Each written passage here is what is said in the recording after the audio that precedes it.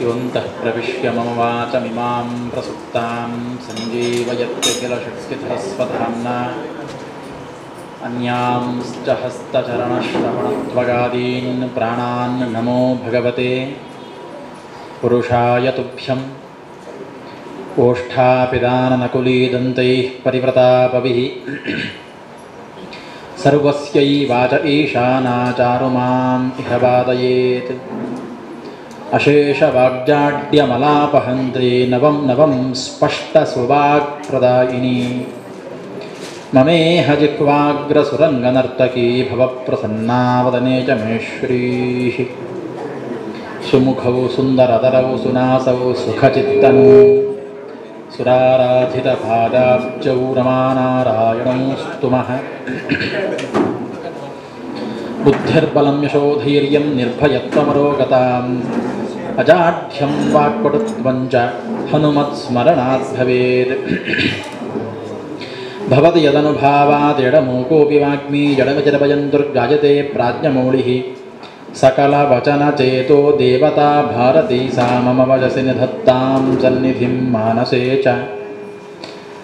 सर्वमङ्गलदातारौ पार्वती परमेश्वरौ गणेशस्कन्दसंयुक्तौ वन्दे वाञ्छितसिद्धये। नमो वस्तात्विकाः देवाः विष्णुभक्तिपरायणाः धर्ममार्गे प्रेरयन्तो भवन्तः सर्व एव हि। पृथ्वीमण्डलमध्यस्थाः पूर्णबोधमतानुगाः वैष्णवाः विष्णुहृदयाः तान् नमस्ये गुरून् मम। आपादमूलिपर्यन्तं गुरूणाम् आकृतिं स्मरेत् तेन विघ्नाः प्रणश्यन्ति सिद्ध्यन्ति च मनोरथाः। श्रीगुरुभ्यो नमः। हरिः ओम्।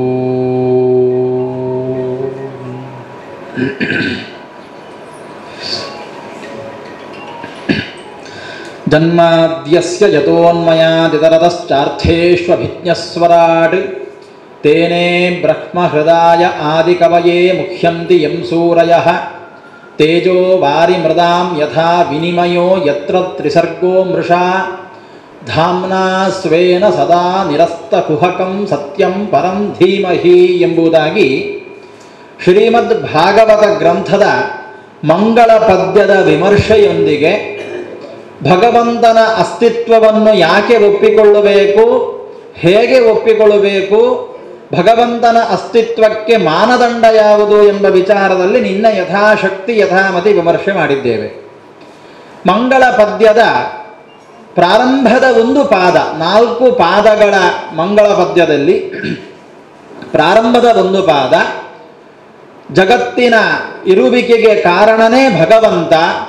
ಒಂದು ಮಡಕೆ ನಿರ್ಮಾಣ ಆಗಬೇಕಾದ್ರೆ ಹೇಗೆ ಕುಲಾಲನ ಅಗತ್ಯ ಉಂಟೋ ಅದೇ ರೀತಿ ಇಷ್ಟು ದೊಡ್ಡ ಜಗತ್ತು ಬ್ರಹ್ಮಾಂಡ ನಿರ್ಮಾಣ ಆಗಬೇಕಾದ್ರೆ ಭಗವಂತ ಒಂದು ಶಕ್ತಿಯ ಅಗತ್ಯ ಉಂಟು. ಆ ಶಕ್ತಿಯೇ ಭಗವಂತ ಎಂಬ ರೀತಿಯಲ್ಲಿ ಅನುಮಾನವನ್ನು ಮಾಡಿಕೊಂಡು ಅನ್ವಯಾತ್ ಇತರತಃ ವೇದಗಳು ಯುಕ್ತಿ ಇದಕ್ಕೆ ಪ್ರಮಾಣ ಎಂಬಂತಹ ವಿಚಾರದಲ್ಲಿ ಅರ್ಥೇಶು ಅವಿಜ್ಞಃ ಎಲ್ಲ ವಿಚಾರಗಳನ್ನು ಚೆನ್ನಾಗಿ ಬಲ್ಲಂತಹ ಸರ್ವಜ್ಞ ಆತ ಎಂಬ ವಿಚಾರವನ್ನು ಸ್ವರಾಟ್ ಯಾರ ಸಹಾಯವೂ ಇಲ್ಲದೆ ತಾನು ಏಕಾಕಿಯಾಗಿದ್ದುಕೊಂಡು ನಿರ್ಮಾಣ ಮಾಡಿದ್ದಾನೆ ಈ ಜಗತ್ತನ್ನು ಎಂಬುದಾಗಿ ನಿನ್ನೆಯವರೆಗೆ ಪ್ರಥಮ ಪಾದದ 4 ಪಾದಗಳಲ್ಲಿ ಮೊದಲ ಪಾದದ ಅರ್ಥಚಿಂತನೆಯನ್ನು ನಾವು ಮಾಡಿದ್ದೇವೆ. ಜನ್ಮಾದ್ಯಸ್ಯ ಯತೋನ್ಮಯಾದಿತರತಶ್ಚಾರ್ಥೇಷ್ವಭಿಜ್ಞಸ್ವರಾಟ್ ತೇನೇ ಬ್ರಹ್ಮಹೃದಾಯ ಆದಿಕವಯೇ ಮುಖ್ಯಂತಿ ಯಂ ಸೂರಯಃ.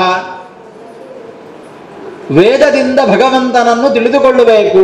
ಅಪೌರುಷೇಯವಾದಂತಹ ವೇದಗಳು ಪುರುಷ ನಿರ್ಮಿತವಲ್ಲದ, ಅದರ ಕಾರಣವನ್ನು ಹೇಳಿದ್ದೇನೆ. ಅದರ ಇರುವಿಕೆ ಹೇಗೆ ಸಾಧ್ಯ, ಪುರುಷ ನಿರ್ಮಿತವಲ್ಲದ ವಾಕ್ಯಗಳು ಇರಲಿಕ್ಕೆ ಹೇಗೆ ಸಾಧ್ಯ ಅಂತ ನಿನ್ನ ದೃಷ್ಟಾಂತ ಕೊಟ್ಟು ಹೇಳಿದ್ದೇನೆ. ಇನ್ನೂ ಸಂಶಯ ಇದ್ದರೆ ಕಾಲ ಮತ್ತೆ ಆಕಾಶ ದಿಕ್ಕುಗಳು ಇದು ಕೂಡ ಪುರುಷ ನಿರ್ಮಿತವಲ್ಲದೇ ಇರುವಂತಹದ್ದು. ಕಾಲ ಎಂಬುವಂತಹದ್ದು ಆಕಾಶ. ಆಕಾಶ ಅಂತ ಹೇಳಿದರೆ ಏನು? ನಾವು ಸರ್ವೇ ಸಾಮಾನ್ಯ ಆಕಾಶ ತೋರಿಸುವ ಆಕಾಶ ಎಲ್ಲಿ ಉಂಟು ಕೇಳಿದ್ರೆ ಮೇಲೆ ತೋರಿಸ್ತೇವೆ. ಹೊಸ ಆಕಾಶ ಅಂತ ಹೇಳಿದರೆ ಮೇಲೆಯೇ ಇರಬೇಕು ಅಂತ ಏನಿಲ್ಲ, ಮೇಲೆ ಇರುವುದು ಮಾತ್ರ ಅಲ್ಲ. ಆಕಾಶಕ್ಕೆ ಆಂಗ್ಲ ಭಾಷೆಯಲ್ಲಿ ಏನು ಹೆಸರು? ಸ್ಪೇಸ್ ಅಂತ ಕರೀತಾರೆ. ಸ್ಪೇಸ್ ಅಂದ್ರೆ ಏನು? ಅವಕಾಶ, ಸ್ಥಳ. ಇದೆಲ್ಲವೂ ಆಕಾಶವೇ. ಇಲ್ಲಿ ಯಾರಾದರೂ ಏನಾದರೂ ತಂದು ಇಟ್ಟ ಅಂತ ಆದರೆ ಅದು ಅಲ್ಲಿಯ ಆಕಾಶ ಧ್ವಂಸ ಆಯಿತು. ತೆಗೆದ ಮೇಲೆ ಆಕಾಶ ಮತ್ತೆ ಅಲ್ಲಿ ಉಳಿದುಕೊಂಡಿತು. ನಾವು ಏಕಾದಶಿ ದಿವಸ ಶುದ್ಧ ಉಪವಾಸ ಮಾಡಿದೆವು ಎಂದಾದರೆ ನಮ್ಮ ಹೊಟ್ಟೆಯೂ ಆಕಾಶವೇ. ಆಕಾಶ ಹೊಟ್ಟೆ ಖಾಲಿ, ಅಲ್ಲಿ ಆಕಾಶ ಅವಕಾಶ ಉಂಟು, ಅದು ಆಕಾಶ.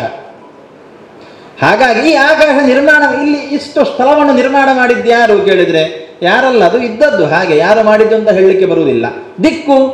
ದಿಕ್ಕನ್ನು ನಿರ್ಮಾಣ ಮಾಡಿದವ ಯಾರು? ಇದು ಪೂರ್ವ.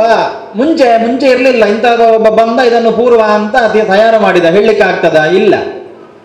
ಇನ್ನು ಕಾಲ, ಇವ ಒಬ್ಬ ಬಂದ, ದೇವದತ್ತ ಅಂತ ಯಾರೋ ಒಬ್ಬ ಬಂದ, ಕಾಲವನ್ನು ನಿರ್ಮಾಣ ಮಾಡಿದ. ಓ ಹೌದಾ, ಅದಕ್ಕಿಂತ ಮುಂಚೆ ಅಂತ ಹೇಳುವಾಗಲೇ ಅಲ್ಲಿ ಕಾಲ ಉಂಟು ಅಂತ ಆಯ್ತಲ್ವಾ? ಹಾಗಾದ್ರೆ ಯಾರೂ ನಿರ್ಮಾಣ ಮಾಡದ ವಸ್ತುಗಳು ಇದ್ದಾವೆ ಅಂತಾಯಿತು. ಅದೇ ರೀತಿ ವೇದವು ಯಾವತೀ ಬ್ರಹ್ಮ ತಾವತೀ ವಾಕ್. ಯಾವತ್ತಿನಿಂದ ಭಗವಂತ ಇದ್ದಾನೋ ಆವತ್ತಿನಿಂದ ವೇದಗಳು, ಅನಂತವಾದ ವೇದಗಳು ಭಗವಂತನ ಬುದ್ಧಿಯಲ್ಲಿ ಇತ್ತು. ಅದು ನಮಗೆ ಹೇಗೆ ಸಿಕ್ಕಿತು? ಜನ್ಮಾದ್ಯಸ್ಯ ಯತಃ. ಮತ್ತದೇ ಶಬ್ದ. ಸೃಷ್ಟಿಕರ್ತ ಬ್ರಹ್ಮ ಅಂತ ನಾವೆಲ್ಲ ಹೇಳುತ್ತೇವೆ. ಮೊಟ್ಟ ಮೊದಲು ಹುಟ್ಟಿದವ ಬ್ರಹ್ಮ. ಅವನ ಹುಟ್ಟಿಗೆ ಆದಿಯ ಜನ್ಮ ಬ್ರಹ್ಮನದ್ದು. ಆ ಬ್ರಹ್ಮನ ಹುಟ್ಟಿಗೆ ಯಾರು ಕಾರಣ? ಅವನೇ ಜನ್ಮಾದ್ಯಸ್ಯ. ಯಾರು ಬ್ರಹ್ಮನ ಹುಟ್ಟಿಗೆ ಕಾರಣನಾಗಿದ್ದಾನೋ ಅವನು ಭಗವಂತ.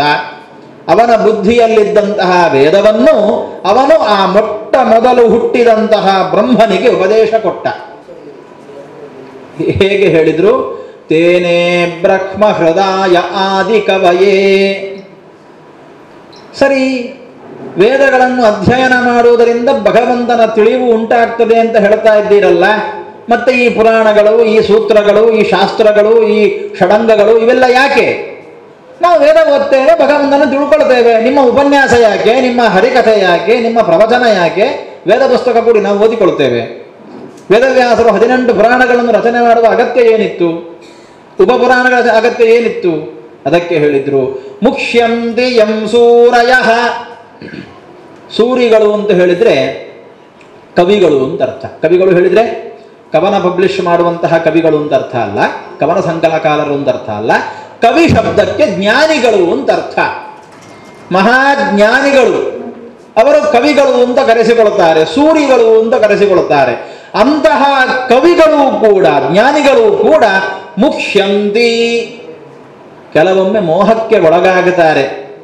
ದೇವತೆಗಳೇ ಮೋಹಕ್ಕೆ ಒಳಗಾಗುವುದು ಅಂತ ಉಂಟು. ಮುಂದೆ ಬರ್ತದೆ ಕಥೆ ಭಾಗವತದಲ್ಲಿ. ದೇವತೆಗಳೇ, ಭಗವಂತನನ್ನು ಸಾಕ್ಷಾತ್ಕರಿಸಿಕೊಂಡು ದೈವತ್ವಕ್ಕೆ ಏರಿದಂತಹ ದೇವತೆಗಳೇ ಅದೆಷ್ಟೋ ಬಾರಿ ಮೋಹಕ್ಕೆ ಒಳಗಾಗುವುದ ಉಂಟು. ಹಾಗಿರುವಾಗ ಜ್ಞಾನಿಗಳು ಮೋಹಕ್ಕೆ ಒಳಗಾಗುವುದರಲ್ಲಿ ಸಂದೇಹವೇ ಇಲ್ಲ. ಜ್ಞಾನಿಗಳು, ದೇವತೆಗಳೇ ಮೋಹಕ್ಕೆ ಒಳಗಾಗ್ತಾರೆ ಅಂತ ಆದ ಮೇಲೆ ಸಾಮಾನ್ಯ ಮನುಷ್ಯರಾದಂತಹ, ಪಾಮರರಾದಂತಹ ನಮ್ಮ ಸ್ಥಿತಿ ಏನು? ವೇದ ಪುಸ್ತಕವನ್ನು ಹಿಡ್ಕೊಂಡು ಓದಲಿಕ್ಕೆ ಪ್ರಾರಂಭ ಮಾಡಿದ ತಕ್ಷಣ ವೇದ ಅರ್ಥ ಆಗ್ತದ? ಸಾಧ್ಯ ಇಲ್ಲ. ಅದಕ್ಕೋಸ್ಕರ ಇದರದಶ್ಚ ಅಂತ ಕೊನೆಯ ವಾಕ್ಯದಲ್ಲಿ ಮತ್ತೆ ಮೊದಲನೆಯ ವಾಕ್ಯದಲ್ಲಿ ಮತ್ತೆ ಹೇಳಿತ್ತು. ವೇದದಿಂದ, ಯುಕ್ತಿಗಳಿಂದ, ಇತರ ಪುರಾಣಾದಿಗಳಿಂದ ಭಗವಂತನನ್ನು ತಿಳಿದುಕೊಳ್ಳಿ. ತೇನೇ ಬ್ರಹ್ಮ ಹೃದಯ ಆದಿ ಕವಯೇ ಮುಖ್ಯಂದಿ ಯಂ ಸೂರಯಃ. ಅಂತಹ ಭಗವಂತ, ಬ್ರಹ್ಮನಿಗೆ ಮೊಟ್ಟ ಮೊದಲಾಗಿ ಉಪದೇಶ ಕೊಟ್ಟ ಭಗವಂತ ಸೃಷ್ಟಿಯನ್ನು ಹೇಗೆ ಮಾಡಿದ? ತೇಜೋವಾರಿ ಮೃದಾಂ ಯಥಾ ವಿನಿಮಯ. ತೇಜಸ್ಸಿನ ವಿನಿಮಯ, ವಾರಿ ವಿನಿಮಯ, ಮೃಣ್ಣ ವಿನಿಮಯ, ಮೃತ್ತಿನ ವಿನಿಮಯ. ಬೆಂಕಿ, ನೀರು, ಮಣ್ಣು ಇವುಗಳ ದೃಷ್ಟಾಂತವನ್ನು ಕೊಡ್ತಾರೆ. ತೇಜೋ ವಾರಿ ಮೃದಾಂ ಯಥಾ ವಿನಿಮಯ. ಹೇಗೆ ಭಗವಂತನ ಸೃಷ್ಟಿ 3 ವಿಧ. ಒಂದು ದೀಪ ಇದೆ, ಆ ದೀಪದಿಂದ ಮತ್ತೊಂದು ದೀಪವನ್ನು ಹಚ್ಚುತ್ತೇವೆ, ಆ ದೀಪದಿಂದ ಮತ್ತೊಂದು ದೀಪವನ್ನು ಹಚ್ಚುತ್ತೇವೆ. ಹೀಗೆ ದೀಪದಿಂದ ದೀಪ ಹಚ್ಚಿ ಹಚ್ಚಿ ಸಾವಿರಾರು ದೀಪಗಳನ್ನು, ಲಕ್ಷಗಟ್ಟಲೆ ದೀಪಗಳನ್ನು ಲಕ್ಷ ದೀಪೋತ್ಸವ ದಿವಸ ನಾವು ಹಚ್ಚುತ್ತೇವೆ. ಎಲ್ಲ ದೀಪಗಳಲ್ಲೂ ಒಂದೇ ತೆರನಾದಂತಹ ಬೆಳಕು. ಎಲ್ಲ ದೀಪಗಳು ಸುಡುತ್ತವೆ, ಅದನ್ನು ಮುಟ್ಲಿಕ್ಕೆ ಹೋದರೆ ಸುಡುತ್ತದೆ. ಯಾವ ದೀಪದಲ್ಲೂ ವ್ಯತ್ಯಾಸ ಇಲ್ಲ. ಆ ದೀಪದಿಂದ ತೆಗೆದದ್ದು ಎಂಬ ಮಾತ್ರಕ್ಕೆ ಈ ದೀಪದಲ್ಲಿ ಕಮ್ಮಿ ಆಯಿತು ಅಥವಾ ಆ ದೀಪದಲ್ಲಿ ಕಮ್ಮಿ ಆಯಿತು ಅಂತ ಹೇಳಲಿಕ್ಕಿಲ್ಲ. ಈ ರೀತಿ ಭಗವಂತನ ಸೃಷ್ಟಿ. ಇದನ್ನೇ ಉಪನಿಷತ್ತು ಹೇಳುತ್ತದೆ, ಪೂರ್ಣಮದಃ ಪೂರ್ಣಮಿದಂ ಪೂರ್ಣಾತ್ಸ ಪೂರ್ಣಮುದಚ್ಯತೆ ಪೂರ್ಣಮಾದಾಯ ಪೂರ್ಣಮೇವಾವಶಿಷ್ಯತೆ. ಪೂರ್ಣಮದಃ, ಇದು ಪೂರ್ಣ. ಯಾವುದು ಇದು ಅಂತ ಹೇಳಿದ್ರೆ ಭಗವಂತ, ಭಗವತ್ ತತ್ವ, ಅದು ಪೂರ್ಣವಾದದ್ದು. ಪೂರ್ಣಮದಃ ಪೂರ್ಣಮಿದಂ, ಅದೂ ಪೂರ್ಣ, ಇದೂ ಪೂರ್ಣ. ಪೂರ್ಣಾತ್ಸ ಪೂರ್ಣಮುದಚ್ಯತೆ, ಎಲ್ಲವೂ ಪೂರ್ಣ. ಪೂರ್ಣಸ್ಯ ಪೂರ್ಣಮಾದಾಯ, ಪೂರ್ಣದಿಂದ ಸ್ವಲ್ಪ ತೆಗೆದೆವು ಎಂದಾದಲ್ಲಿ ಪೂರ್ಣಮೇವಾವಶಿಷ್ಯತೆ, ಪೂರ್ಣವೇ ಉಳ್ಕೊಳ್ಳುವುದು. ಅದರಿಂದ ಸಾಮಾನ್ಯ ನಮ್ಮ ಪಾತ್ರೆ, ಮನೆಯಲ್ಲಿರುವ ಪಾತ್ರೆಗಳಿಂದ ಅಕ್ಕಿ ಬೇಳೆಗಳನ್ನು ತೆಗೆದರೆ ಅದರಿಂದ ಇಲ್ಲಿ ಖಾಲಿ ಆಯಿತು, ಇಲ್ಲಿ ಸ್ವಲ್ಪ ಬಂತು, ಅಲ್ಲಿ ಸ್ವಲ್ಪ ಖಾಲಿ ಆಯಿತು ಅಂತ. ಭಗವದ್ ವಿಷಯದಲ್ಲಿ ಅಷ್ಟು ಇಲ್ಲ. ನೀವು ಪೂರ್ಣದಿಂದ ಎಷ್ಟನ್ನು ತೆಗಿತೀರೋ ತೆಗೆದದ್ದು ಪೂರ್ಣ, ಅಲ್ಲಿ ಇರುವುದು ಪೂರ್ಣ, ಅಲ್ಲಿ ಕಮ್ಮಿ ಆಯಿತು ಅಂತ ಹೇಳುವ ಪ್ರಶ್ನೆಯೇ ಇಲ್ಲ.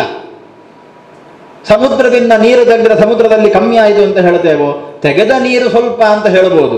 ಆದರೆ ಇಲ್ಲಿ ತೆಗೆದದ್ದು ಪೂರ್ಣ, ಇದ್ದದ್ದು ಪೂರ್ಣ, ಎಷ್ಟು ತೆಗೆದರೂ ಅದು ಕಮ್ಮಿ ಆಗುವುದಿಲ್ಲ. ಇದು ತೇಜೋ ವಿನಿಮಯ. ಬೆಂಕಿಯಿಂದ ಬೆಂಕಿ ಹಚ್ಚಿದ ಹಾಗೆ, ದೀಪದಿಂದ ದೀಪ ಹಚ್ಚಿದ ಹಾಗೆ, ಎಲ್ಲ ದೀಪಗಳು ಸಮಾನವಾದ ಪ್ರಕಾಶ, ಸಮಾನವಾದ ಜ್ವಾಲೆ. ಅದೇ ಭಗವಂತನ ತನ್ನನ್ನು ತಾನು ಸೃಷ್ಟಿಸಿಕೊಳ್ಳುವ ಬಗೆ. ವಾರಿ ವಿನಿಮಯ, ತೇಜೋ ವಾರಿ ಮೃತಾಂ, ಎರಡನೆಯದ್ದು ವಾರಿ ವಿನಿಮಯ. ನೀರಿನಲ್ಲಿ ಜೀವನ ಸೃಷ್ಟಿ, ನೀರಿನಲ್ಲಿ ಸೂರ್ಯನ ಬಿಂಬ. ಸೂರ್ಯನ ಬಿಂಬವನ್ನು ನೀರಿನಲ್ಲಿ ಕಾಣುತ್ತೇವೆ. ನಾವು ಹೀಗೆ ಬಗ್ಗಿ ಕೆರೆಯನ್ನೋ ಹಳ್ಳವನ್ನೋ ಪಾತ್ರೆಯಲ್ಲಿದ್ದ ನೀರನ್ನು ನೋಡುವಾಗ ಅಲ್ಲಿ ಸೂರ್ಯನ ಬಿಂಬ ಕಾಣುತ್ತದೆ. ಸೂರ್ಯನ ಬಿಂಬವನ್ನು ಮುಟ್ಟುತ್ತೇವೆ, ಕೈ ಸುಡ್ತದೋ? ಇಲ್ಲ. ಸೂರ್ಯ ಬಿಂಬದಿಂದ ನಮಗೆ ಶಾಖ ಉಂಟಾಗ ಸೆಕೆ ಆಗದು, ಯಬ್ಬ ಎಂಥ ಸೆಕೆ, ಆ ಪಾತ್ರೆ ತೆಗೀರಿ ಅಲ್ಲಿಂದ ಅಂತ ಹೇಳ್ತೇವೋ? ಇಲ್ಲ. ಆದರೆ ಸೂರ್ಯನ ಬಿಂಬ ನೀರಿನಲ್ಲಿ ಕಂಡ ಹಾಗೆ ಜೀವರ ಸೃಷ್ಟಿ. ಭಗವಂತ ಬಿಂಬ, ನಾವು ಅವನ ಪ್ರತಿಬಿಂಬ. ಬಿಂಬೋಸಿ ಪ್ರತಿಬಿಂಬೋಸ್ಮಿ ತವ ಯದ್ಯಪಿ ಚಾಂತರಂ. ನಮ್ಮ ಪ್ರಾರ್ಥನೆ ಹೇಗಿರಬೇಕು? ಸ್ವಾಮಿನ್ನ ನಿರ್ದೋಷ ಮದ್ದೋಷಂ ವಿವೇಚಯ. ಎಲ್ಲವೋ ನಿರ್ದುಷ್ಟನಾದ ಭಗವಂತನೇ. ನಾನಿನ್ನೆ ಹೇಳಿದೆ ಭಗವಂತನ ಲಕ್ಷಣ ಯಾವುದು? ಅಥೋಶೇಷ ಗುಣೋನ್ನದ್ಧಂ ನಿರ್ದೋಷಂ ಯಾವದೇವಹಿ. ಯಾರು ನಿರ್ದುಷ್ಟನಾಗಿತ್ತಾನೋ ಅವನು ಮಾತ್ರ ಭಗವಂತ ಅಂತ ಕರೆಸಿಕೊಳ್ಳಲಿಕ್ಕೆ ಸಾಧ್ಯ. ಆ ನಿರ್ದುಷ್ಟನಾದ ಭಗವಂತನಲ್ಲಿ ನಮ್ಮ ಪ್ರಾರ್ಥನೆ, ಸ್ವಾಮಿನ್ನ ನಿರ್ದೋಷ ಮದ್ದೋಷಂ ವಿವೇಚಯ. ಮಾನುಷ ಸಹಜವಾದಂತಹ ದೋಷಗಳಿಂದ ತುಂಬಿಕೊಂಡಿದ್ದೇನೆ ನಾನು. ನಿರ್ದುಷ್ಟನಾದ ಭಗವಂತ, ನನ್ನ ದೋಷಗಳನ್ನು ದೂರ ಮಾಡು. ಯಾಕೆ ಗೊತ್ತೋ? ನೀನು ಬಿಂಬ, ನಾನು ನಿನ್ನ ಪ್ರತಿಬಿಂಬ. ಅಂದರೆ ನಾನು ದೇವರು ಒಂದೇ ಆಯ್ತಲ್ಲ. ನನಗೂ ದೇವರಿಗೆ ಏನು ವ್ಯತ್ಯಾಸ? ವ್ಯತ್ಯಾಸ ಇದೆ. ಪ್ರತಿಬಿಂಬ ಎಂಬುವುದು ಯಾವಾಗಲೂ ಕೂಡ ಬಿಂಬದ ಅಧೀನವೇ ವಿನಃ ಪ್ರತಿಬಿಂಬ ಸ್ವತಂತ್ರ ಅಲ್ಲ. ಬಿಂಬ ಕೈ ಎತ್ತಿದ್ರೆ ಮಾತ್ರ ಪ್ರತಿಬಿಂಬ ಕೈ ಎತ್ತುತ್ತದೆ. ಬಿಂಬ ತಿರುಗಿದ್ರೆ ಮಾತ್ರ ಪ್ರತಿಬಿಂಬ ತಿರುಗುತ್ತದೆ. ಅಂದರೆ ಪ್ರತಿಬಿಂಬದ ನಿಯಮನ ಶಕ್ತಿ ನಮ್ಮ ಕನ್ನಡಿಯ ಮುಂದೆ ನಿಂತಾಗ, ನಾವು ಹೊರಗೆ ಇದ್ದೇವೆ, ಕನ್ನಡಿಯಲ್ಲಿ ನಮ್ಮ ಪ್ರತಿಬಿಂಬ ಕಾಣಿಸ್ತಾ ಇದೆ, ನಾವು ಕೈ ಎತ್ತಿದ್ರೆ ಮಾತ್ರ ಪ್ರತಿಬಿಂಬ ಕೈ ಎತ್ತುತ್ತದೆ, ನಾವು ತಿರುಗಿದ್ರೆ ಮಾತ್ರ ಪ್ರತಿಬಿಂಬ ತಿರುಗಿಕೊಳ್ತದೆ, ನಾವು ಮೇಕಪ್ ಮಾಡಿಕೊಂಡ್ರೆ ಮಾತ್ರ ಪ್ರತಿಬಿಂಬ ಮೇಕಪ್ ಮಾಡಿಕೊಳ್ತದೆ ಅಲ್ವಾ? ಅದೇ ರೀತಿ ಭಗವಂತ ಬಿಂಬ. ಭಗವಂತ ಪ್ರೇರೇಪಿಸಿದ್ರೆ ಮಾತ್ರ ನಾನು ಕೈ ಎತ್ತಲಿಕ್ಕೆ ಸಾಧ್ಯ. ಭಗವಂತ ಪ್ರೇರೇಪಿಸಿದ್ರೆ ಮಾತ್ರ ನಾನು ಮಾತಾಡಲಿಕ್ಕೆ ಸಾಧ್ಯ. ಭಗವಂತ ಪ್ರೇರೇಪಿಸಿದ್ರೆ ಮಾತ್ರ ನೀವೆಲ್ಲ ನನ್ನ ಮಾತನ್ನು ಕೇಳಲಿಕ್ಕೆ ಸಾಧ್ಯ. ಇದು ಸೂರ್ಯನ ಬಿಂಬ ಪ್ರತಿಬಿಂಬ. ನೀರಿನಲ್ಲಿ ಬಿಂಬ ಕಾಣುವ ಹಾಗೆ ನಾವು ಭಗವಂತನ ಬಿಂಬದಂತೆ, ಪ್ರತಿಬಿಂಬದಂತೆ ಭಗವತ್ ಸೃಷ್ಟಿ, ಜೀವರ ಸೃಷ್ಟಿ. ನಾವೆಲ್ಲರೂ ಕೂಡ ಭಗವಂತನ ಅಧೀನರಾಗಿದ್ದೇವೆ ಎಂಬುದು ಇದರ ತಾತ್ಪರ್ಯ. ಯಾವ ರೀತಿ ಬಿಂಬದ ಅಧೀನ ಪ್ರತಿಬಿಂಬವೋ ಅದೇ ರೀತಿ ಭಗವಂತ ಬಿಂಬ, ನಾವವನ ಪ್ರತಿಬಿಂಬರು, ಅವನ ಅಧೀನರು. ದೇವಸ್ಥಾನಗಳಲ್ಲಿ ಬ್ರಹ್ಮಕಲಶ ಮಾಡ್ತಾರೆ, ಕಲಶಾಭಿಷೇಕ ಮಾಡ್ತಾರೆ, ಚಿನ್ನದ ಕವಚ, ವಜ್ರದ ಕವಚ ಇದನ್ನೆಲ್ಲ ಇಡ್ತಾರೆ. ಭಗವಂತನಿಗೆ ಗಂಧಲೇಪನ ಮಾಡುತ್ತಾರೆ, ನಾನಾ ವಿಧದ ಅಲಂಕಾರವನ್ನು ಮಾಡ್ತಾರೆ. ಯಾಕೆ ಮಾಡಬೇಕು ಅಂತ ಒಬ್ಬರು ಕೇಳಿದ್ರು ನನ್ನ ಹತ್ರ. ಹೀಗೆ ಒಂದು ಕಡೆಯಲ್ಲಿ ನಾವು ಬೈಠಕ್ಕಿಗೆ ಹೋದಾಗ ಒಬ್ಬರು ಹಿರಿಯರು ನನ್ನ ಹತ್ರ ಕೇಳಿದ್ರು, ಏನು ಉದ್ದೇಶ, ಯಾಕೆ ಮಾಡಬೇಕು ಅಂತ ಕೇಳಿದ್ರು. ಅಲ್ಲಿಯೂ ಕೂಡ ಇದೇ ಭಾವ, ಬಿಂಬ ಪ್ರತಿಬಿಂಬ ಭಾವ. ಸರ್ವಸ್ವವನ್ನು ಭಗವಂತನಿಗೆ ಬಿಟ್ಟು ಕೊಟ್ಟು, ಭಗವಂತ ನೀನಿಲ್ಲದೆ ನಾನಿಲ್ಲ, ನಿನ್ನ ಅಡಿದಾವರೆಗಳೇ ನನಗೆ ಆಶ್ರಯ, ನಿನ್ನಿಂದಾಗಿ ನೀನು ಚೆನ್ನಾಗಿದ್ರೆ ನಾನು ಚೆನ್ನಾಗಿರಬಲ್ಲೆ. ಯಾಕೆ ಗೊತ್ತಾ? ನೀನು ಬಿಂಬ, ನಾನು ಪ್ರತಿಬಿಂಬ. ಒಂದು ಸಣ್ಣ ಉದಾಹರಣೆ, ನಾವು ಕನ್ನಡಿಯ ಮುಂದೆ ನಿಂತುಕೊಳ್ತೇವೆ. ಕನ್ನಡಿಯ ಮುಂದೆ ನಿಂತುಕೊಳ್ಳುವಾಗ ಬಿಂಬ ಯಾರು, ಪ್ರತಿಬಿಂಬ ಯಾರು? ನಾವು ಬಿಂಬ, ಕನ್ನಡಿಯಲ್ಲಿ ಕಾಣುವುದು ಪ್ರತಿಬಿಂಬ. ಪ್ರತಿಬಿಂಬ ಚೆನ್ನಾಗಿ ಕಾಣಬೇಕು ಅಂತಾದರೆ ನಮ್ಮ ಮುಖಕ್ಕೆ ಪೌಡರ್ ಹಾಕೊಳ್ಬೇಕೋ, ಕನ್ನಡಿಗೆ ಪೌಡರ್ ಹಾಕಬೇಕೋ? ನಮ್ಮ ಮುಖಕ್ಕೆ ಪೌಡರ್ ಹಾಕೊಳ್ಬೇಕು, ಆಗ ನಾವು ಚಂದ ಕಾಣ್ತೇವೆ. ಅದೇ ಭಗವಂತನ ವಿಷಯದಲ್ಲಿ ಆಗುವಾಗ ಭಗವಂತ ಬಿಂಬ, ನಾವವನ ಪ್ರತಿಬಿಂಬ. ಪ್ರತಿಬಿಂಬ ಚಂದ ಕಾಣಬೇಕಾದ್ರೆ ಯಾರಿಗೆ ಪೌಡರ್ ಹಾಕಬೇಕು? ಬಿಂಬಕ್ಕೆ, ಅಂದ್ರೆ ಭಗವಂತನಿಗೆ ಪೌಡರ್ ಹಾಕಬೇಕು.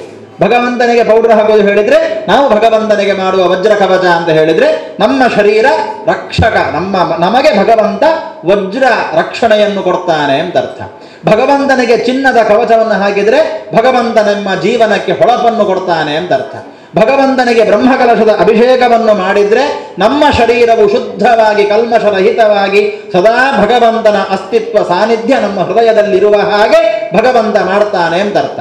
ಭಗವಂತನಿಗೆ ನಾವು ಕೊಡುವ ಸೇವೆಯಿಂದ ನಮ್ಮ ಜೀವನ ಪಾವನ ಆಗ್ತದೆಯೇ ಹೊರತು ದೇವಸ್ಥಾನ ಅದು ಉದ್ಧಾರ ಆಗ್ತದೆ ಬೇರೆ ಪ್ರಶ್ನೆ. ಭಕ್ತಾದಿಗಳು ಬರ್ತಾರೆ, ಕಾಣಿಕೆ ಹಾಕ್ತಾರೆ, ದೇವಸ್ಥಾನಕ್ಕೆ ಆದಾಯ ಬರೋದು ಬೇರೆ. ಮೂಲ ಉದ್ದೇಶ ಭಕ್ತರು ಭಜಕರು ಚೆನ್ನಾಗಿರಬೇಕು. ನಾನು ಕೊಡುವ ಸೇವೆಯಿಂದ, ನಾನು ಬಿಂಬಕ್ಕೆ ಮಾಡುವ ಅಲಂಕಾರದಿಂದ ಪ್ರತಿಬಿಂಬನಾದ ನಾನು ಅಲಂಕೃತನಾಗ್ತೇನೆ ಎಂಬ ಭಾವ ವಾರಿ ವಿನಿಮಯ. ನೀರಿನಲ್ಲಿ ಬಿಂಬ ಪ್ರತಿಬಿಂಬ ಭಾವ ಕಂಡಂತೆ. ಕನ್ನಡಿಯಲ್ಲಿ ಪ್ರತಿಬಿಂಬ ಕಂಡರೂ ಕೂಡ ಪ್ರತಿಬಿಂಬ ಸ್ವತಂತ್ರ ಅಲ್ಲ, ಅದರ ಅಧೀನ ಬಿಂಬದ ಅಧೀನದಲ್ಲಿ ಪ್ರತಿಬಿಂಬ ಇರುವಂತೆ ಭಗವಂತ ಬಿಂಬ, ನಾವು ಪ್ರತಿಬಿಂಬ, ಅವನ ಅಧೀನದಲ್ಲಿ ನಾವಿದ್ದೇವೆ ಎಂಬಂತಹ ಭಾವನೆ. ಇನ್ನು ಮೃಣ್ಣು ವಿನಿಮಯ, ಮಣ್ಣಿನಿಂದ ಸೃಷ್ಟಿ. ಭಗವಂತ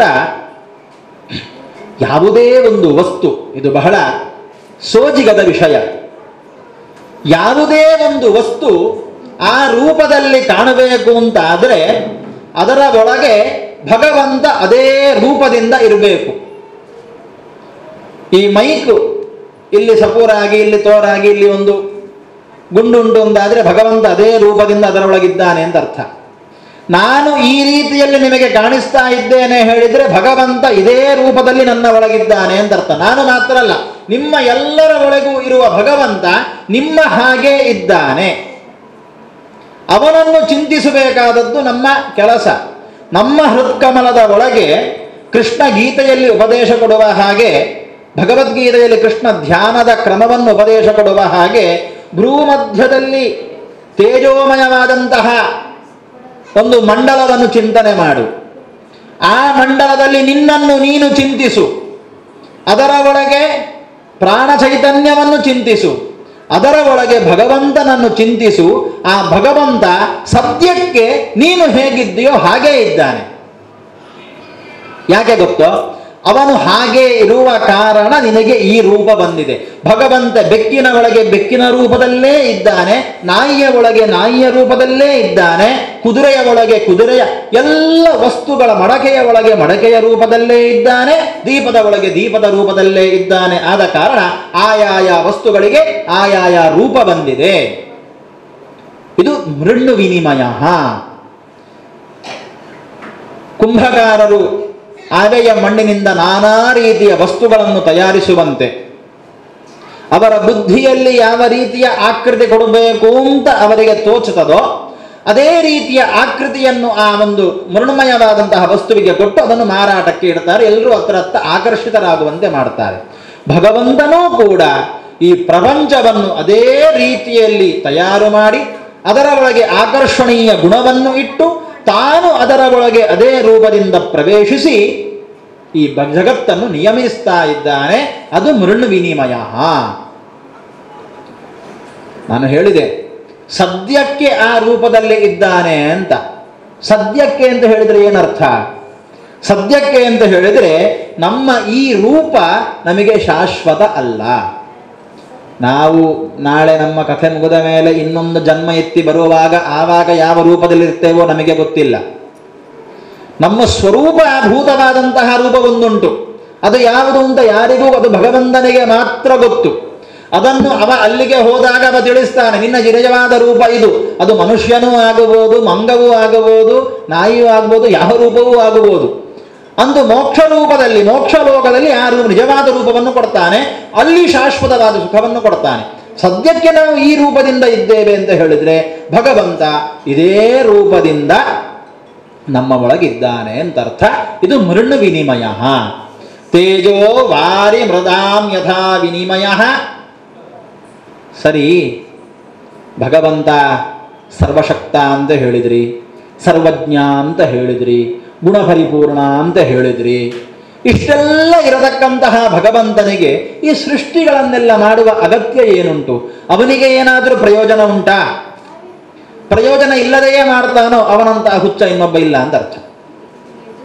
ಯಾಕೆ ಗೊತ್ತೋ? ಲೋಕದಲ್ಲಿ ಒಂದು ನಿಯಮ ಉಂಟು, ಪ್ರಯೋಜನಂ ಅನುದ್ದಿಶ್ಯ ನಮಂದೋಭಿ ಪ್ರವರ್ತತೆ.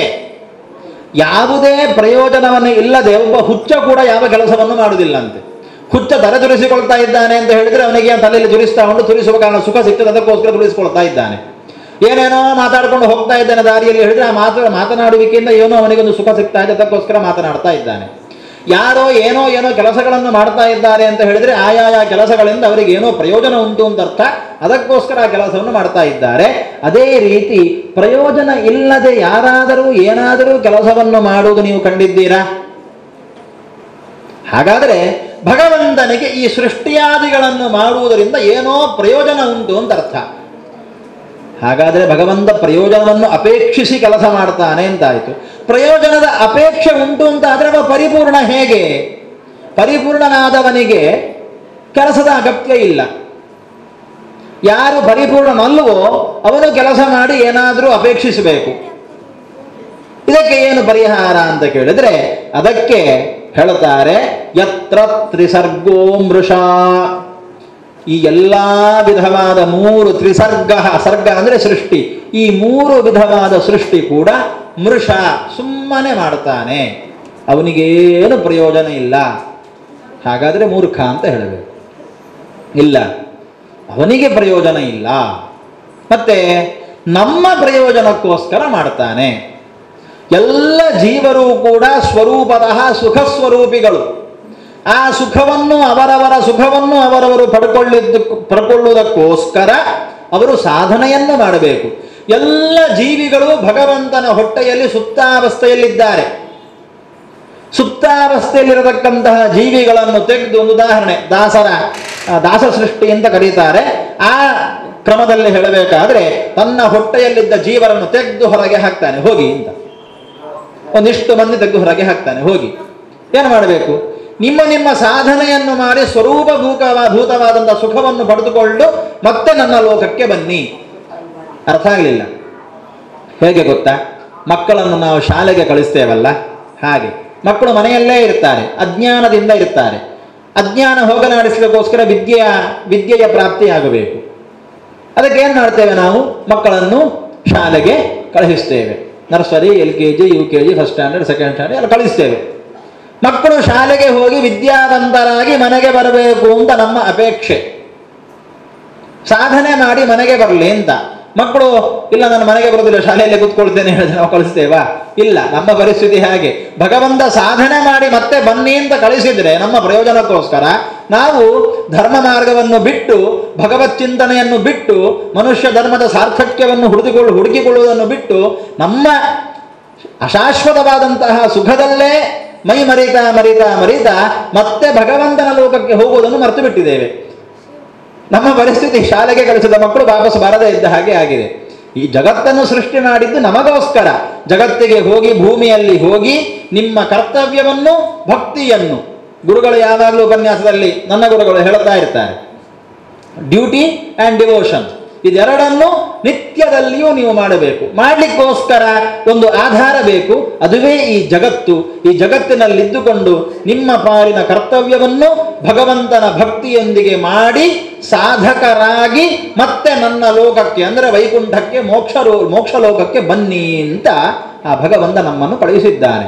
ಅಂದರೆ ಭಗವಂತನ ಸೃಷ್ಟಿ ಯಾರಿಗೋಸ್ಕರ? ಇದರ ಪ್ರಯೋಜನ ಯಾರಿಗೆ? ನಮಗೆಯೇ ಪ್ರಯೋಜನ ಹೊರತು ಆಪ್ತ ಕಾಮನಾದಂತಹ ಭಗವಂತನಿಗೆ ಯಾವ ಪ್ರಯೋಜನವೂ ಇಲ್ಲ. ಯತ್ರ ತ್ರಿಸರ್ಗೋ ಮೃಷಾ ಅಂತ ಹೇಳಿದರು. ಧಾಮ್ನಾ ಸ್ವೇನ ಸದಾ ನಿರಸ್ತ ಕುಹಕಂ. ಸರಿ, ಇಷ್ಟೆಲ್ಲ ಸೃಷ್ಟಿಗಳನ್ನು ಮಾಡಿದ, ಯಾರ ಸಹಾಯವೂ ಇಲ್ಲದೆ ಮಾಡಿದ ಅಂತ ಹೇಳ್ತೀರಿ. ಹೇಗೆ ಮಾಡಿದ? ಸಹಾಯಕ ಇಲ್ಲ, ಒಬ್ಬರೇ ಮಾಡಿದ. ಹೇಗೆ ಸಾಧ್ಯ ಅಂತ ಕೇಳಿದರೆ, ಧಾಮ್ನಾ ಸ್ವೇನ, ತನ್ನ ಸ್ವಂತ ಶಕ್ತಿಯಿಂದ ಮಾಡಿದ. ನಿತ್ಯವಾದಂತಹ ಶಾಶ್ವತವಾದಂತಹ ಶಕ್ತಿಯಿಂದ ಆ ಭಗವಂತ ಈ ಕಾರ್ಯಗಳನ್ನು ಮಾಡಿದ. ಇದರಲ್ಲಿ ಏನಾದರೂ ಕಪಟ ಉಂಟೋ? ಐಂದ್ರಜಾಲಿಕ ಮೆಜಿಷಿಯನ್ ಟೊಪ್ಪಿ ತೆಗಿತಾನೆ, ಅದರ ಒಳಗಿಂದ ಮೊಲ, ಪಾರಿವಾಳ, ಇಲಿ, ಬೆಕ್ಕು ಎಂದದೋ ಎಲ್ಲ ಬಂದ ಹಾಗೆ ಕಾಣಿಸ್ತದೆ. ಏನೇನೋ ಕೈ ಛಳಕದಿಂದ ಮಾಡಿ ತೋರಿಸ್ತಾನೆ. ನಾವೆಲ್ಲ ಅಯ್ಯೋ ದೇವ್ರೆ ಎಂಥ ಅದ್ಭುತ, ಇದು ಹೇಗಪ್ಪ ಸಾಧ್ಯ ಅಂತ ನಾವು ಅಂದ್ಕೊಳ್ತೇವೆ. ಎಲ್ಲವೂ ಕಣ್ಣು ಕಟ್ಟು ವಿದ್ಯೆ. ಅದೇ ರೀತಿ ಭಗವಂತನ ಸೃಷ್ಟಿಯು ಹಾಗೆಯೋ? ಇಲ್ಲ. ಭಗವಂತನ ಸೃಷ್ಟಿಯಲ್ಲಿ ಕುಹಕ ಇಲ್ಲ, ವಂಚನೆ ಇಲ್ಲ. ಅದನ್ನೇ ಹೇಳಿದ್ರು, ಸದಾ ನಿರಸ್ತ ಕುಹಕಂ.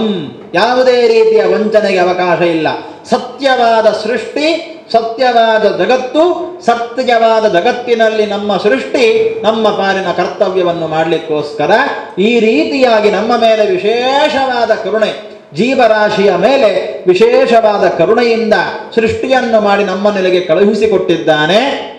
ಅಂತಹ ಭಗವಂತನನ್ನು ನಾವು ಸತ್ಯಂ ಪರಂ ಧೀಮಹಿ, ಪರನಾದಂತಹ, ಪರಾತ್ಪರನಾದಂತಹ ಆ ಭಗವಂತನನ್ನು, ಸತ್ಯನಾದಂತಹ ಭಗವಂತನನ್ನು, ಸತ್ಯನಾದಂತಹ ಭಗವಂತ ಹೇಳಿದರೆ ಏನು? ಈಗ ಸತ್ಯನಾರಾಯಣ ಪೂಜೆ ಅಂತ ಮಾಡ್ತಾರೆ. ಅಲ್ಲಿ ಭಗವಂತನನ್ನು ನಾರಾಯಣ ಪೂಜೆ ಅಂತ ಹೇಳ್ಬೋದಲ್ಲ, ಸತ್ಯನಾರಾಯಣ ಪೂಜೆ ಅಂತ ಯಾಕೆ ಹೇಳೋದು?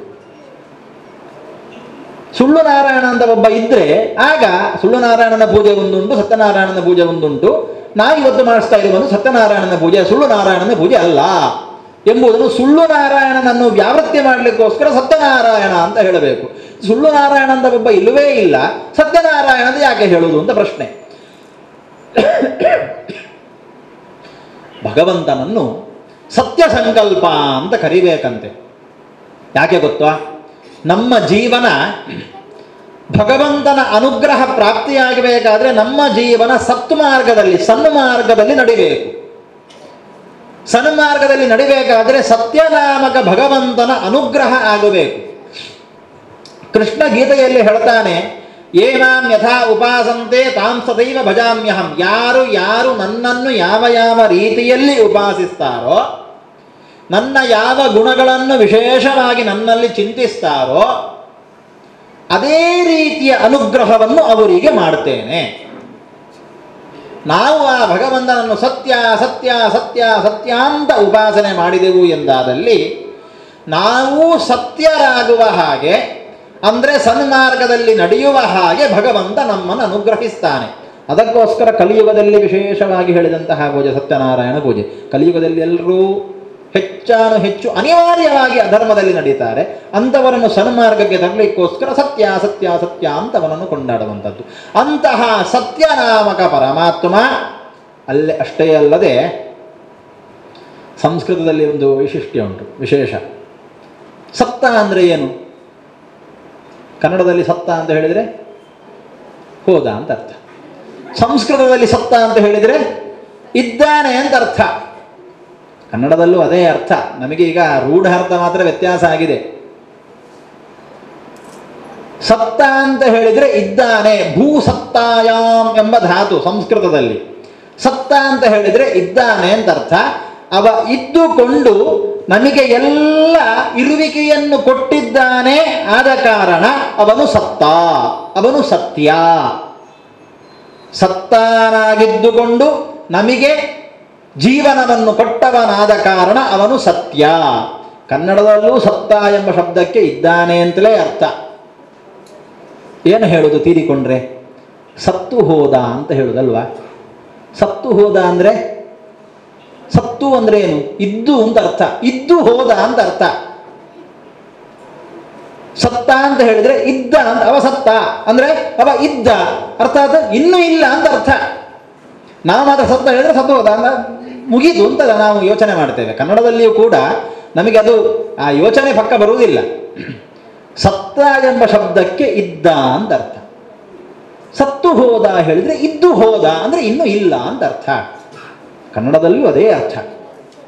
ಅಂತಹ ಸತ್ಯನಾಮಕ ಪರನಾದಂತಹ, ಪರಾತ್ಪರನಾದಂತಹ, ಸರ್ವಶ್ರೇಷ್ಠನಾದಂತಹ, ಎಲ್ಲರಿಗಿಂತಲೂ ಸರ್ವಶಕ್ತನೂ ಸರ್ವ ಸ್ವರೂಪಿಯೂ ಸರ್ವಾಂತರ್ಯಾಮಿಯೂ ಆದಂತಹ ಭಗವಂತನನ್ನು ಧೀಮಹಿ ಧ್ಯಾನಿಸೋಣ ಎಂಬುದಾಗಿ ಇದು ಗಾಯತ್ರಿ, ಸಮಗ್ರ ಭಾಗವತ ಗಾಯತ್ರಿ ಮಂತ್ರದ ಭಾಷ್ಯ ರೂಪವಾದದ್ದು ಎಂಬುದನ್ನು ತಿಳಿಸುವುದಕ್ಕೋಸ್ಕರ ಧೀಮಹಿ ಎಂಬುದಾಗಿ ಗಾಯತ್ರಿಯ ಶಬ್ದವನ್ನು ಇಲ್ಲಿ ಹಾಕಿದರು.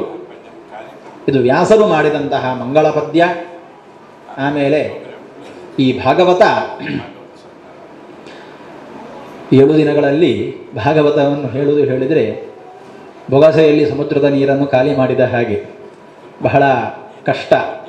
ನಾನು ನಿನ್ನೆ ಆಳ್ವರ ಹತ್ರ ಮಾತನಾಡ್ತಾ ಇದ್ದೆ. ಅವರು ಹೇಳಿದರು 7 ದಿನಟ್ಟು ಮುಗಿಪುವರ ಅಂತ ಕೇಳಿದರು.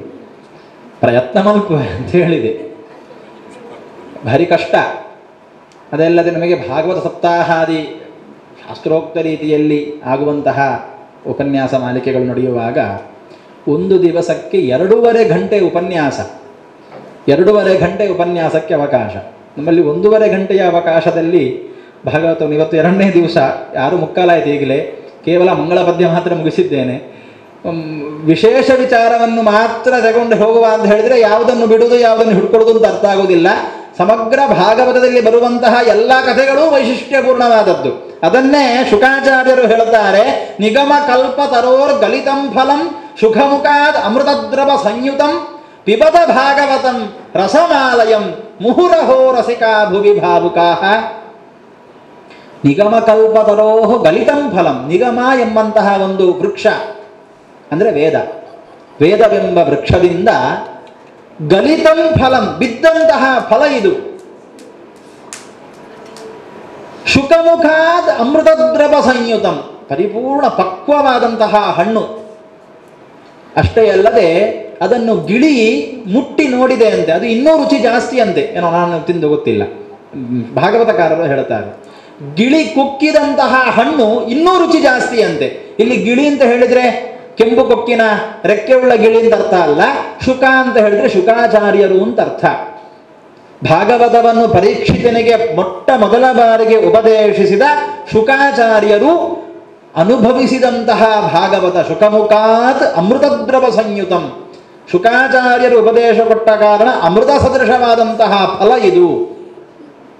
ಇಂತಹ ಫಲವನ್ನು ಏನು ಮಾಡಬೇಕು? ಫಲ ಮಾತ್ರ ಅಲ್ಲ, ರಸ. ರಸ ರಸ ಕೇವಲ ರಸ.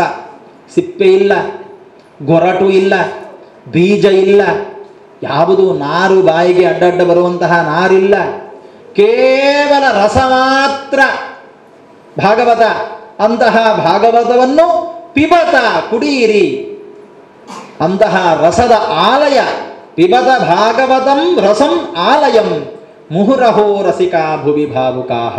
ಎಲ್ಲವೋ ಭಾವುಕ ಭಕ್ತ ಜನರೇ, ಇಂತಹ ಅಮೃತ ತುಲ್ಯವಾದಂತಹ ಫಲವನ್ನು ಶುಕಾಚಾರ್ಯರಿಂದ ಉಪದಿಷ್ಟವಾದಂತಹ ಕೇವಲ ರಸ ಮಾತ್ರ ಇರುವಂತಹ ಈ ಫಲವನ್ನು ನೀವು ಆಸ್ವಾದಿಸಿರಿ ಅಂತ ಶುಕಾಚಾರ್ಯರು ಆದೇಶ ಕೊಡ್ತಾ ಇದ್ದಾರೆ, ಮೈತ್ರೇಯರು ಆದೇಶ ಕೊಡ್ತಾ ಇದ್ದಾರೆ. ಸುಖಮುಖಾದ ಮೃತದ್ರವ ಸಂಯುತಂ ಪಿಬತ ಭಾಗವತಂ ರಸಮಾಲಯಂ. ಅಂತಹ ಭಾಗವತ ಪ್ರಾರಂಭ ಆಗುವುದು ಬಹಳ ಎಲ್ಲ ಗ್ರಂಥಗಳು ಪುರಾಣಗಳು ಪ್ರಾರಂಭ ಆಗುವುದು ಹುಟ್ಟಿನಿಂದ. ಆದರೆ ಭಾಗವತ ಪ್ರಾರಂಭ ಆಗುವುದು ಸಾವಿನಿಂದ. ಪರೀಕ್ಷಿತನ ಅಂತ್ಯಕಾಲ. ಅದಕ್ಕೆ ಸ್ವಲ್ಪ ಪೂರ್ವಭಾವಿಯಾಗಿ ಹಿಂದಿನ ಕಥೆಯನ್ನು ಹೇಳ್ತಾರೆ. ಕುರುಕ್ಷೇತ್ರದ ಯುದ್ಧ ಎಲ್ಲ ಮುಗಿದಿದೆ. ಉಪಪಾಂಡವರನ್ನು ಅಶ್ವತ್ಥಾಮರು ಸಂಹಾರ ಮಾಡಿದ್ದಾರೆ. ಪಾಂಡವರ ಮಕ್ಕಳು ಶಿಬಿರಕ್ಕೆ ಬೆಂಕಿ ಕೊಟ್ಟು ಸಜೀವವಾಗಿ ದಹನವನ್ನು ಮಾಡಿದ್ದಾರೆ. ಉತ್ತರೆಯ ಗರ್ಭದ ಮೇಲೆ ಬ್ರಹ್ಮಾಸ್ತ್ರ ಪ್ರಯೋಗ ಮಾಡಿದ್ದಾರೆ. ಉತ್ತರೆ ಅಂತ ಹೇಳಿದರೆ ಅಭಿಮನ್ಯುವಿನ ಹೆಂಡತಿ. ಅಭಿಮನ್ಯು ಯಾರು? ಅರ್ಜುನನ ಮಗ ಅಭಿಮನ್ಯು. ಅಭಿಮನ್ಯುವಿನ ಹೆಂಡತಿ ಉತ್ತರೆ.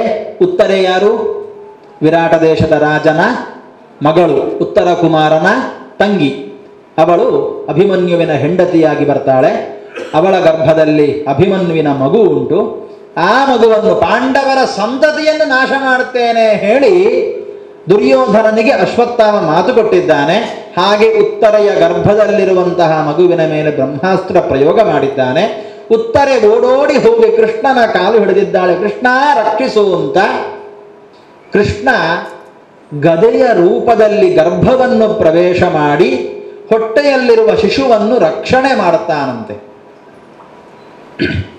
ಗರ್ಭದ ಒಳಗೆ ಒಂದು ಚಕ್ರ, ಒಂದು ಗದೆ ತಿರುಗ್ತಾ ಉಂಟು. ಗರ್ಭಸ್ಥ ಶಿಶು ಅದನ್ನೇ ನೋಡ್ತಾ ಉಂಟು. ಏನಿದು ನನ್ನ ತಲೆಯ ಮೇಲೆ ತಿರುಗುತ್ತಾ ಇದೆ ಅಂತ ಸುತ್ತಲೂ ನೋಡ್ತಾ ಉಂಟು. ಪರಿತಃ ಈಕ್ಷಿತಃ. ಪರಿತಃ ಅಂದರೆ ಸುತ್ತಲೂ, ಈಕ್ಷಿತಃ ಅಂದರೆ ನೋಡಿದವನು. ಸುತ್ತಲೂ ನೋಡ್ತಾ ಇದ್ದಾನೆ. ಆದ ಕಾರಣ ಅವನಿಗೆ ಪರೀಕ್ಷಿತ ಅಂತ ಹೆಸರು ಬಂತು. ಇನ್ನೊಂದು ಹೆಸರುಂಟು, ವಿಷ್ಣುರಾತ ಅಂತ. ಯಾಕೆ?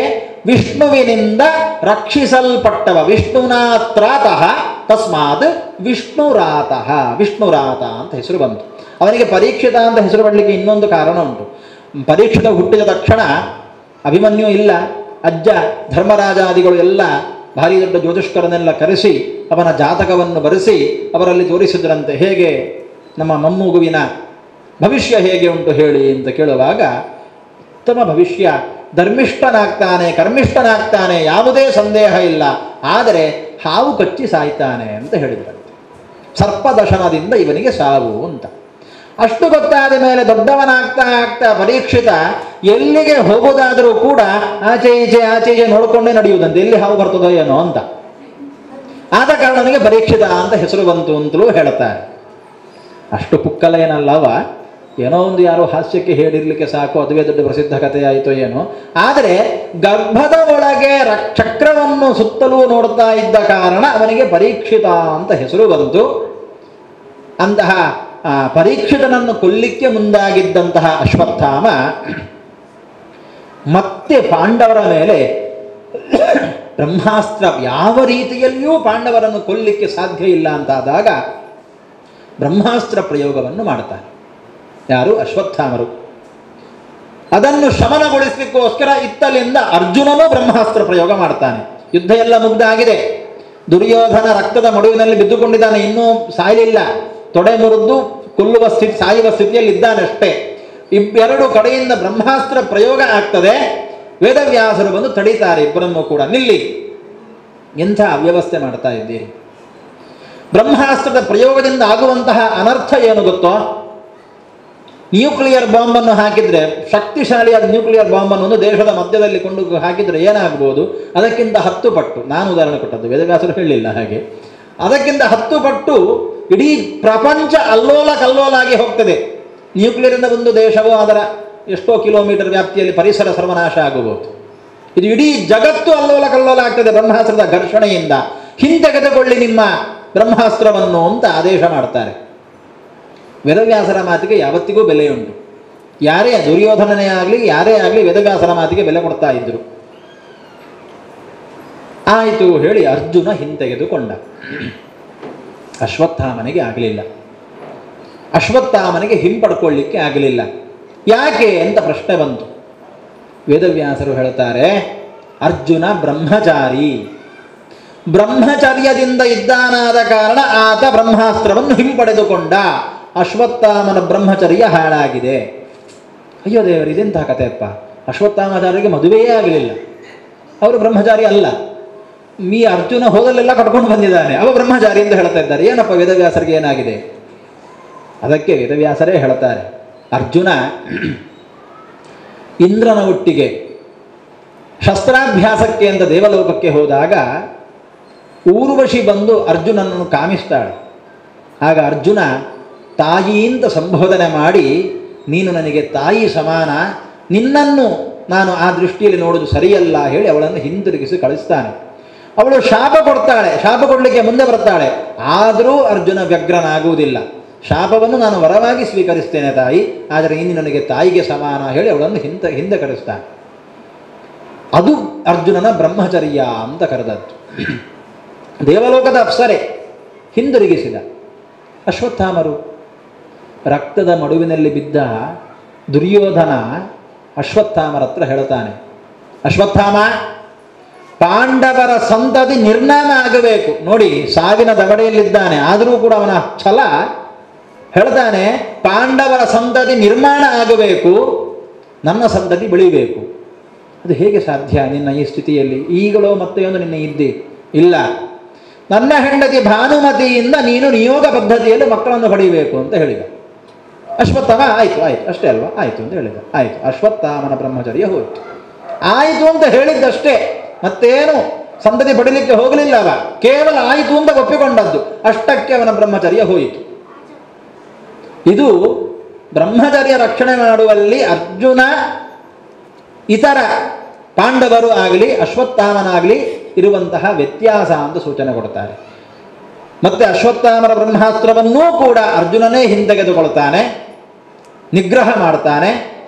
ಆಗ ಭೀಮ ಅಶ್ವತ್ಥಾಮನ ಜುಟ್ಟು ಹಿಡ್ಕೊಂಡು ಹೋಗಿ ದ್ರೌಪದಿಯ ಕಾಲಿಗೆ ದೂಡುತ್ತಾನೆ. ದ್ರೌಪದಿ, ನೋಡು, ನಿನ್ನ 5 ಮಂದಿ ಸಣ್ಣ ಸಣ್ಣ ಮಕ್ಕಳನ್ನು ಸಜೀವವಾಗಿ ಸುಟ್ಟವ ಈ ಅಶ್ವತ್ಥಾಮ, ಇವನಿಗೆ ಏನು ಶಿಕ್ಷೆ ಕೊಡಬೇಕು ಹೇಳು? ಕುತ್ತಿಗೆ ಕಡಿಯಲು ಇವನದ್ದು, ಇವನ ಮೈಗೂ ಬೆಂಕಿ ಹಚ್ಚಲೋ, ಏನು ಮಾಡಬೇಕು ಹೇಳು ಅಂತ. ದ್ರೌಪದಿ ಎಂಥ ಮಾತು ಹೇಳ್ತಾಳೆ ಗೊತ್ತಾ?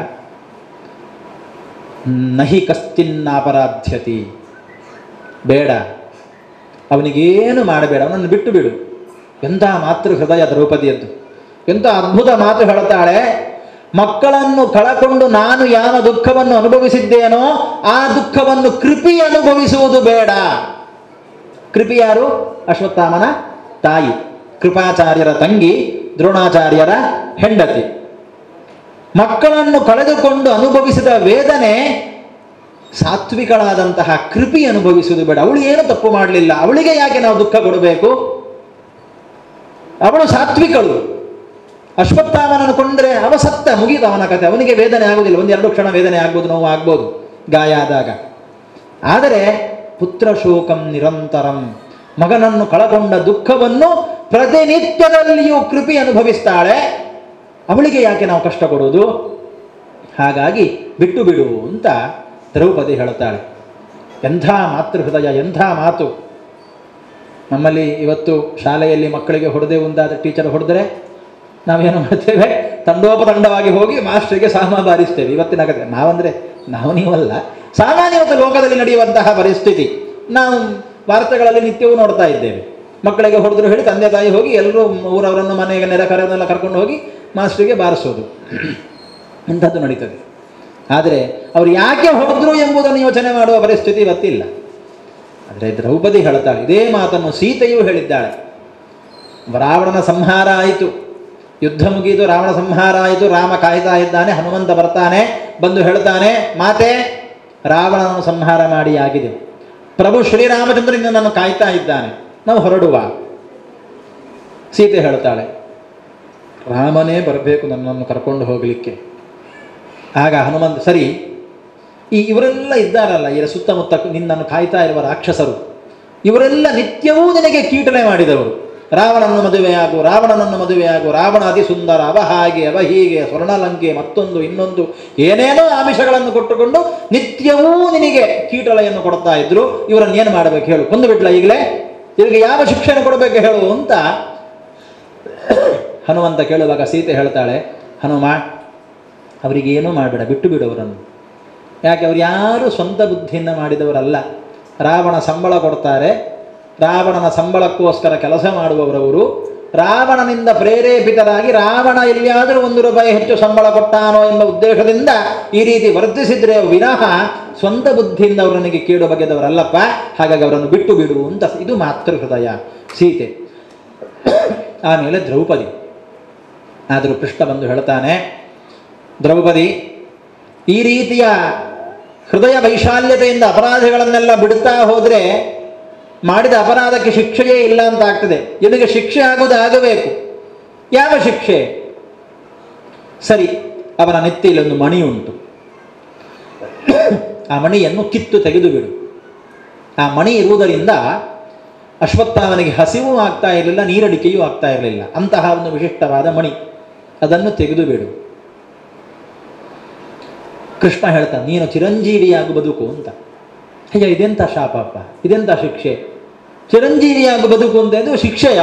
ಇದು ಖುಷಿ, ಸಾಯ್ಲಿಕ್ಕೆ ಇಲ್ಲ, ಖುಷಿ, ಸಂತೋಷ.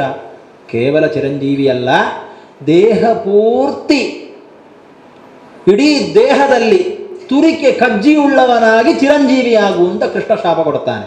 ಇವತ್ತಿಗೂ ಅಶ್ವತ್ಥಾಮೋ ಬೈರ್ವಾಸೋ ಹನುಮಾಂಶ್ಚ ವಿಭೀಷಣ ಕೃಪ ಪರಶುರಾಮಶ್ಚ ಸಪ್ತೈತೆ ಚಿರಜೀವಿನಃ ಅಂತ 7 ಚಿರಜೀವಿಗಳಲ್ಲಿ ಅಶ್ವತ್ಥಾಮರನ್ನು ನಾವು ಚಿಂತನೆ ಮಾಡ್ತೇವೆ. ಆದರೆ ಅಶ್ವತ್ಥಾಮರ ಚಿರಾಯುಷ್ಯವನ್ನು ಮಾತ್ರ ಚಿಂತನೆ ಮಾಡುವ, ಅವರ ಮೈಯಲ್ಲಿರುವ ಕಜ್ಜಿಯನ್ನು ಚಿಂತನೆ ಮಾಡುವುದು ಬೇಡ. ಅವರ ಆಯುಷ್ಯ ಮಾತ್ರ ಬರಲಿ, ಕೃಷ್ಣನ ಶಾಪದಿಂದ ಉಂಟಾದ ಆ ಕಜ್ಜಿ ಬರುವುದು ಬೇಡ. ಅಂತಹ ಶಾಪವನ್ನು ಕೃಷ್ಣ ಅಶ್ವತ್ಥಾಮರಿಗೆ ಕೊಟ್ಟು ಶಿಕ್ಷೆ ಕೊಟ್ಟದ್ದು, ಚಿರಾಯುವಾಗು ಅಂತ. ನಾನು ಹೇಳಿದೆ, ದೇವತೆಗಳಿಗೂ ಕೂಡ ಕೆಲವೊಮ್ಮೆ ಪ್ರಮಾದ, ಅಜ್ಞಾನ ಆಗುದೂತ ಉಂಟು ಅಂತ. ಭಗವಾನ್ ರುದ್ರದೇವರು, ಈಶ್ವರ ದೇವರು 3 ರೀತಿಯ ಅವತಾರವನ್ನು ಈ ಕಾಲದಲ್ಲಿ ಮಾಡಿದ್ದಾರೆ. 3 ವಿಧವಾಗಿ ಅವತರಿಸಿದ್ದಾರೆ. ಒಂದು ದೂರ್ವಾಸ ಮಹರ್ಷಿಗಳು, ಇನ್ನೊಂದು ಅಶ್ವತ್ಥಾಮ, ಇನ್ನೊಂದು ಅವತಾರ ಇನ್ನು ಆಗಬೇಕಾಗಿದೆ. ಅವರೇ ಭಾಗವತವನ್ನು ಪರೀಕ್ಷಿತ ರಾಜನಿಗೆ ಉಪದೇಶಿಸಿದವರು ಶುಕಾಚಾರ್ಯರು. ಅದರ ಮಾತನ್ನು ಮುಂದೆ ಹೇಳುತ್ತಾರೆ. ಈ ರೀತಿಯಾಗಿ ಎಲ್ಲರಿಗೂ ಅಶ್ವತ್ಥಾಮನನ್ನು ಕಳಿಸಿಕೊಡ್ತಾನೆ ಕೃಷ್ಣ. ಧರ್ಮರಾಜಾದಿಗಳಿಗೆ ಪಟ್ಟಾಭಿಷೇಕವನ್ನು ಮಾಡಿ ಕೃಷ್ಣ ದ್ವಾರಕೆಗೆ ಹೊರಡ್ತಾನೆ. ಎಲ್ಲರ ಕ್ಷೇಮ ಸಮಾಚಾರಗಳನ್ನು ವಿಚಾರಿಸ್ತಾ ದ್ವಾರಕೆಗೆ ಕೃಷ್ಣ ಹೊರಡುವಾಗ ಎಲ್ಲೋ ದೂರದಿಂದ ಒಂದು ಆರ್ತನಾದ ಕೇಳಿಸ್ತದೆ. ಕೃಷ್ಣ ಹೋಗಬೇಡ, ಸ್ವಲ್ಪ ನಿಲ್ಲು ಅಂತ. ಓಡೋಡಿ ಬರ್ತಾ ಇದ್ದಾಳೆ. ಯಾರು? ಕುಂತಿ ಮಾತೆ. ಕುಂತಿ ಬಂದವಳು ಕೃಷ್ಣನ ಚರಣಕ್ಕೆ ಎರಗಿ ಹೇಳ್ತಾಳೆ, ಕೃಷ್ಣ, ನನಗೊಂದು ವರ ಬೇಕು, ಅದನ್ನು ನೀನು ಕೊಟ್ಟು ಹೋಗಬಹುದು. ಏನು ವರ ಬೇಕು ತಾಯಿ, ಕೇಳು. ವಿಪದಃ ಸಂತು ನ ಶಶ್ವತ್. ಕುಂತಿ ಕೇಳಿದ ವರ, ವಿಪದಃ ಸಂತು ನಃ ಶಶ್ವತ್, ನಮಗೆ ವಿಪತ್ತು ಶಾಶ್ವತವಾಗಿ ಇರಲಿ, ಯಾವಾಗಲೂ ಕಷ್ಟಗಳು ಬರ್ತಾ ಇರಲಿ ಅಂತ ಕುಂತಿ ಕೇಳಿದ ವರ. ಇದೆಂಥ ವರ ಅಪ್ಪ? ಯಾಕೆ ಈ ವರವನ್ನು ಕೇಳಿದ್ಲು? ಕುಂತಿ ಹೇಳ್ತಾಳೆ, ಯಾಕೆ ಗೊತ್ತೋ ಕೃಷ್ಣ, ಈ ವರವನ್ನು ನನಗೆ ನೀನು ಕೊಟ್ಟಿ ಅಂತಾದರೆ, ಸದಾ ಕಾಲ ನಾವು ಕಷ್ಟದಲ್ಲೇ ಇದ್ದೇವು ಅಂತಾದರೆ ನಿತ್ಯವೂ ನಿನ್ನ ಸ್ಮರಣೆ ಬರ್ತಾ ಇರ್ತದೆ. ಆವಾಗ ಕೃಷ್ಣ ಅಂತ ಕರೆದ ತಕ್ಷಣ ನೀನು ಓಡೋಡಿ ಬರ್ತಿ. ಪ್ರತಿ ಬಾರಿಯೂ ನಾವು ಕಷ್ಟದಲ್ಲಿ ಬಿದ್ದಾಗ ಕೃಷ್ಣ ಅಂತ ಕರೆದದಕ್ಕೆ ನೀನು ಓಡೋಡಿ ಬಂದು ನಮ್ಮನ್ನು ರಕ್ಷಣೆ ಮಾಡಿದ್ದಿ. ಯಾವ ಒಂದೋ ಎರಡೋ ಹೇಳಲಿಕ್ಕೆ ಸಾಧ್ಯ ಇಲ್ಲ. ದ್ರೌಪದಿಯ ವಸ್ತ್ರಾಪರಣ ಆಗುವಾಗ ಕೃಷ್ಣ ಅಂತ ದ್ರೌಪದಿ ಕರೆದಳು, ಓಡೋಡಿ ಬಂದು ದ್ರೌಪದಿಯ ಮಾನ ರಕ್ಷಣೆ ಮಾಡಿತು. ದೂರ್ವಾಸರು ವನವಾಸದಲ್ಲಿ ಸಾವಿರಾರು ಮಂದಿ ಋಷಿಮುನಿ ಶಿಷ್ಯರನ್ನೆಲ್ಲ ಕರ್ಕೊಂಡು ಬಂದು ಹಸಿವಾಗ್ತಾ ಉಂಟು ಅಂತ ಆದಾಗ ಪರ್ಣಕುಟೀರದಲ್ಲಿ ಒಂದು ಕಾಳು ಅನ್ನ ಬಿಟ್ಟರೆ ಬೇರೆ ಏನೇನೂ ಇರಲಿಲ್ಲ.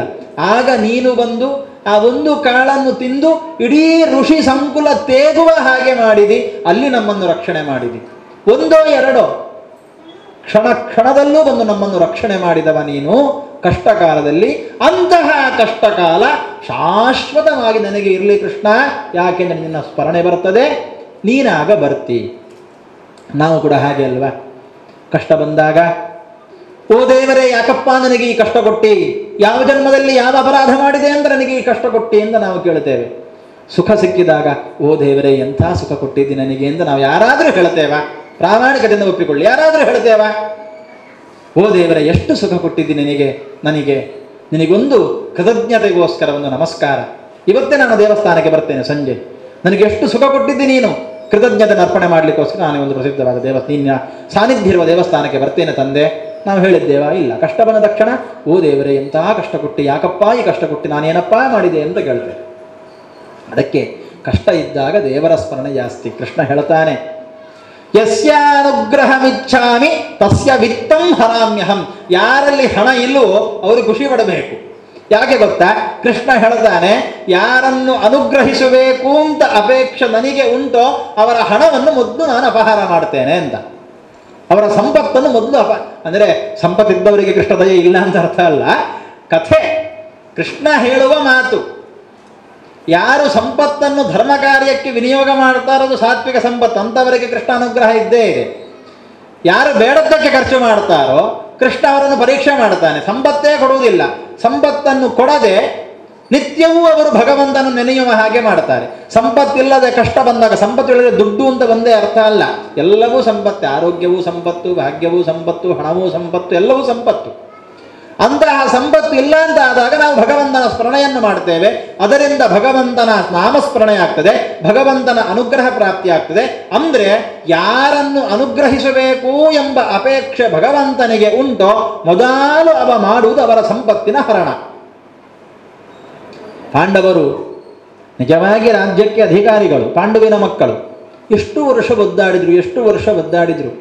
ಸಾಮಾನ್ಯ ಅವರ ಆಯುಷ್ಯದಲ್ಲಿ ಮುಕ್ಕಾಲು ಪಾಲು ಪೂರ್ತಿ ಅವರು ಕಷ್ಟದಲ್ಲೇ ಜೀವನ ಕಳೆದದ್ದು. ಕೊನೆಗೆ ಅವರು ರಾಜ್ಯಭಾರ ಮಾಡಿದ ಎಷ್ಟು ವರ್ಷ ಗೊತ್ತುಂಟ? 36 ವರ್ಷ. ಕೇವಲ 36 ವರ್ಷ ರಾಜ್ಯಭಾರ ಮಾಡಿದ್ರು, ಮತ್ತೆ ಮಹಾಪ್ರಸ್ಥಾನಕ್ಕೆ ಹೋಗಿಬಿಟ್ರು. ಇದು ಪಾಂಡವರು ಸುಖಪಟ್ಟದ್ದಷ್ಟೇ. ಆದರೆ ಸುಖಸ್ವರೂಪಿಯಾದಂತಹ ಭಗವಂತ ಸದಾಕಾಲ ಅವರೊಟ್ಟಿಗೆ ಇದ್ದ. ಇದು ಭಗವಂತನ ಮಹಿಮೆ. ಅಂತಹ ವರವನ್ನು ಕೊಡು ನನಗೆ, ನಿತ್ಯವೂ ಕಷ್ಟ ತಪ್ಪಬಾರದು, ಅದರಿಂದ ನಿನ್ನ ಸ್ಮರಣೆ ಬೇಕು ಅಂತ ಕುಂತಿ ಕೇಳಿಕೊಳ್ತಾಳೆ. ಮುಂದೆ ಅವಳನ್ನು ಅನುಗ್ರಹಿಸಿ ಕೃಷ್ಣ ಮುಂದುವರಿತಾನೆ. ಎಲ್ಲ ಹಸ್ತಿನಾವತಿಯ ಜನರು ಕೃಷ್ಣನನ್ನು ಬೀಳುಕೊಡುವಾಗ ದುಃಖ ತಪ್ತರಾಗಿ ಕಣ್ಣೀರು ಸುರಿಸ್ತಾ ಇದ್ದಾರೆ. ಕೃಷ್ಣ ದ್ವಾರಕೆಗೆ ಹೋಗ್ತಾನೆ. ಇಲ್ಲಿ ಧೃತರಾಷ್ಟ್ರ ಬಹಳ ವೇದನೆಯಿಂದ, ವಿದುರ ಮತ್ತೆ ತೀರ್ಥಯಾತ್ರೆಗೆ ಹೋದವ ವಿದುರ ಬಂದವ ಧೃತರಾಷ್ಟ್ರನಿಗೆ ಧರ್ಮೋಪದೇಶವನ್ನು ಮಾಡಿದ್ದಾನೆ. ಧರ್ಮೋಪದೇಶದಿಂದ ಈಗ ಬುದ್ಧಿಯನ್ನು, ನಿಜವಾದ ನೈತಿಕತೆಯನ್ನು ಕಲಿದಂತಹ ಧೃತರಾಷ್ಟ್ರ, ಸಾಕು ನಾನಿನ್ನು ಹೊರಡುತ್ತೇನೆ, ಈ ದೇಹವನ್ನು, ಈ ದೇಶವನ್ನು, ಈ ರಾಜ್ಯವನ್ನು ಎಲ್ಲವನ್ನು ಬಿಟ್ಟು ವಾನಪ್ರಸ್ಥಕ್ಕೆ ಹೋಗಿ ಭಗವಂತನ ಧ್ಯಾನವನ್ನು ಮಾಡ್ತಾ ನನ್ನ ಜೀವನವನ್ನು ಸಾರ್ಥಕಗೊಳಿಸ್ತೇನೆ ಎಂದು ತೀರ್ಮಾನ ಮಾಡ್ತಾನೆ. ತೀರ್ಮಾನ ಮಾಡುವಾಗ ಧರ್ಮರಾಜನ ಹತ್ರ ಬಂದು ಧೃತರಾಷ್ಟ್ರ ಹೇಳ್ತಾನೆ, ಮಗ, ನನ್ನ ಎಲ್ಲವರನ್ನು ನಾನು ಕಳ್ಕೊಂಡೆ. ಅಣ್ಣ, ತಮ್ಮ, ಭಾವ, ಮೈದುನ, ಮಕ್ಕಳು, 100 ಮಂದಿ ಮಕ್ಕಳು ಎಲ್ಲರನ್ನು ಕಳ್ಕೊಂಡೆ ನಾನು. ಈಗ ನನಗೆ ಬುದ್ಧಿ ಬಂದಿದೆ, ನಾನು ಮಾಡಿದ್ದು ತಪ್ಪು, ನಡೆದ ದಾರಿ ತಪ್ಪು ಅಂತ. ಅದರ ಪಶ್ಚಾತ್ತಾಪ ಪ್ರಾಯಶ್ಚಿತ್ತ ಮಾಡಿಕೊಳ್ಳಿಕ್ಕೆ ಹೊರಡ್ತಾ ಇದ್ದೇನೆ. ಹೋಗುವ ಮುಂಚೆ ಒಂದು ಆಸೆ ಉಂಟು, ನನ್ನ ಸತ್ತು ಹೋದ ಅಷ್ಟೂ ಮಂದಿ ಮಕ್ಕಳಿಗೆ ನಾನು ಶ್ರಾದ್ದವನ್ನು ಮಾಡಬೇಕಾಗಿದೆ. ಅದಕ್ಕೆ ಆರಾಧನೆ, ಅನ್ನದಾನ ಇತ್ಯಾದಿಗಳನ್ನು ಮಾಡಬೇಕಾಗಿದೆ. ನನ್ನ ಕೈಯಲ್ಲಿ ಏನೂ ಇಲ್ಲಪ್ಪ, ಸ್ವಲ್ಪ ಹಣ ಬೇಕಿತ್ತು, ಹಣವನ್ನು ಕೊಡು ಅಂತ ಧರ್ಮರಾಜನಲ್ಲಿ ಕೇಳುವಾಗ ಧರ್ಮರಾಜ ಸಂತೋಷದಿಂದ ಒಪ್ಪಿಕೊಂಡು ಭೀಮಸೇನನಿಗೆ ಹೇಳಿ ಕಳಿಸ್ತಾನೆ. Bhimasena finance minister. ಆಗ ಧರ್ಮರಾಜನ ಆಳ್ವಿಕೆಯಲ್ಲಿ ಭೀಮಸೇನ ಫೈನಾನ್ಸ್ ಮಿನಿಸ್ಟ್ರು, ಆರ್ಥಿಕ ಜವಾಬ್ದಾರಿ ಭೀಮಸೇನನಿಗೆ ಕೊಟ್ಟಿತ್ತು. ಭೀಮ ಹೇಳ್ತಾನೆ, ಇದು ಜನರ ಹಣ, ಸುಂಕದಿಂದ ಸಂಗ್ರಹಿಸಿದ ಹಣ, ಇದು ಜನರ ಸೇವೆಗೆ ಮುಡಿಪಾಗಿಟ್ಟ ಹಣ, ಇದರಲ್ಲಿ 1 ಪೈಸೆಯೂ ನಾನು ಕೊಡುವುದಿಲ್ಲ ಅಂತ ಭೀಮಸೇನ ಹೇಳಿ ಕಳಿಸ್ತಾನೆ. ಭಾಗವತದಲ್ಲಿ ಬರುವ ಮಾತು. ಇವತ್ತಿನ ಕಾಲಘಟ್ಟದಲ್ಲಿ ರಾಜಕಾರಣಿಗಳು ಅಳವಡಿಸಿಕೊಳ್ಳಬೇಕಾದಂತಹ ಮಾತು. ಇದು ಜನರ ಹಣ, 1 ಪೈಸೆ ನಿನ್ನ ಮಕ್ಕಳಿಗೆ ಶ್ರಾದ್ದ ಮಾಡಲಿಕ್ಕೆ ನಾನು ಕೊಡುವುದಿಲ್ಲ ಚಿಕ್ಕಪ್ಪ ಅಂತ ಹೇಳ್ತಾನೆ. ಯಾಕೆ ಗೊತ್ತೋ? ನಿನ್ನ ಮಕ್ಕಳು ಜೀವಮಾನ ಪೂರ್ತಿ ಬೇಡದ್ದನ್ನೇ ಮಾಡ್ತಾ ಇದ್ದದ್ದು. 1 ದಿವಸವೂ ಒಳ್ಳೆ ಕೆಲಸವನ್ನು ಮಾಡಿದವರಲ್ಲ, 1 ದಿವಸವೂ ಧರ್ಮಾಚರಣೆಯಲ್ಲಿ ನಡೆದವರಲ್ಲ, ಲೋಕ ಕಂಟಕರಾಗಿ ಇದ್ದವರು, ಸ್ವಾರ್ಥಪರರಾಗಿದ್ದುಕೊಂಡು ನಿತ್ಯವೂ ಕೆಟ್ಟ ಕೆಲಸವನ್ನೇ, ಕೆಟ್ಟ ಯೋಚನೆಗಳನ್ನೇ ಮಾಡ್ತಾ ಇದ್ದವರು.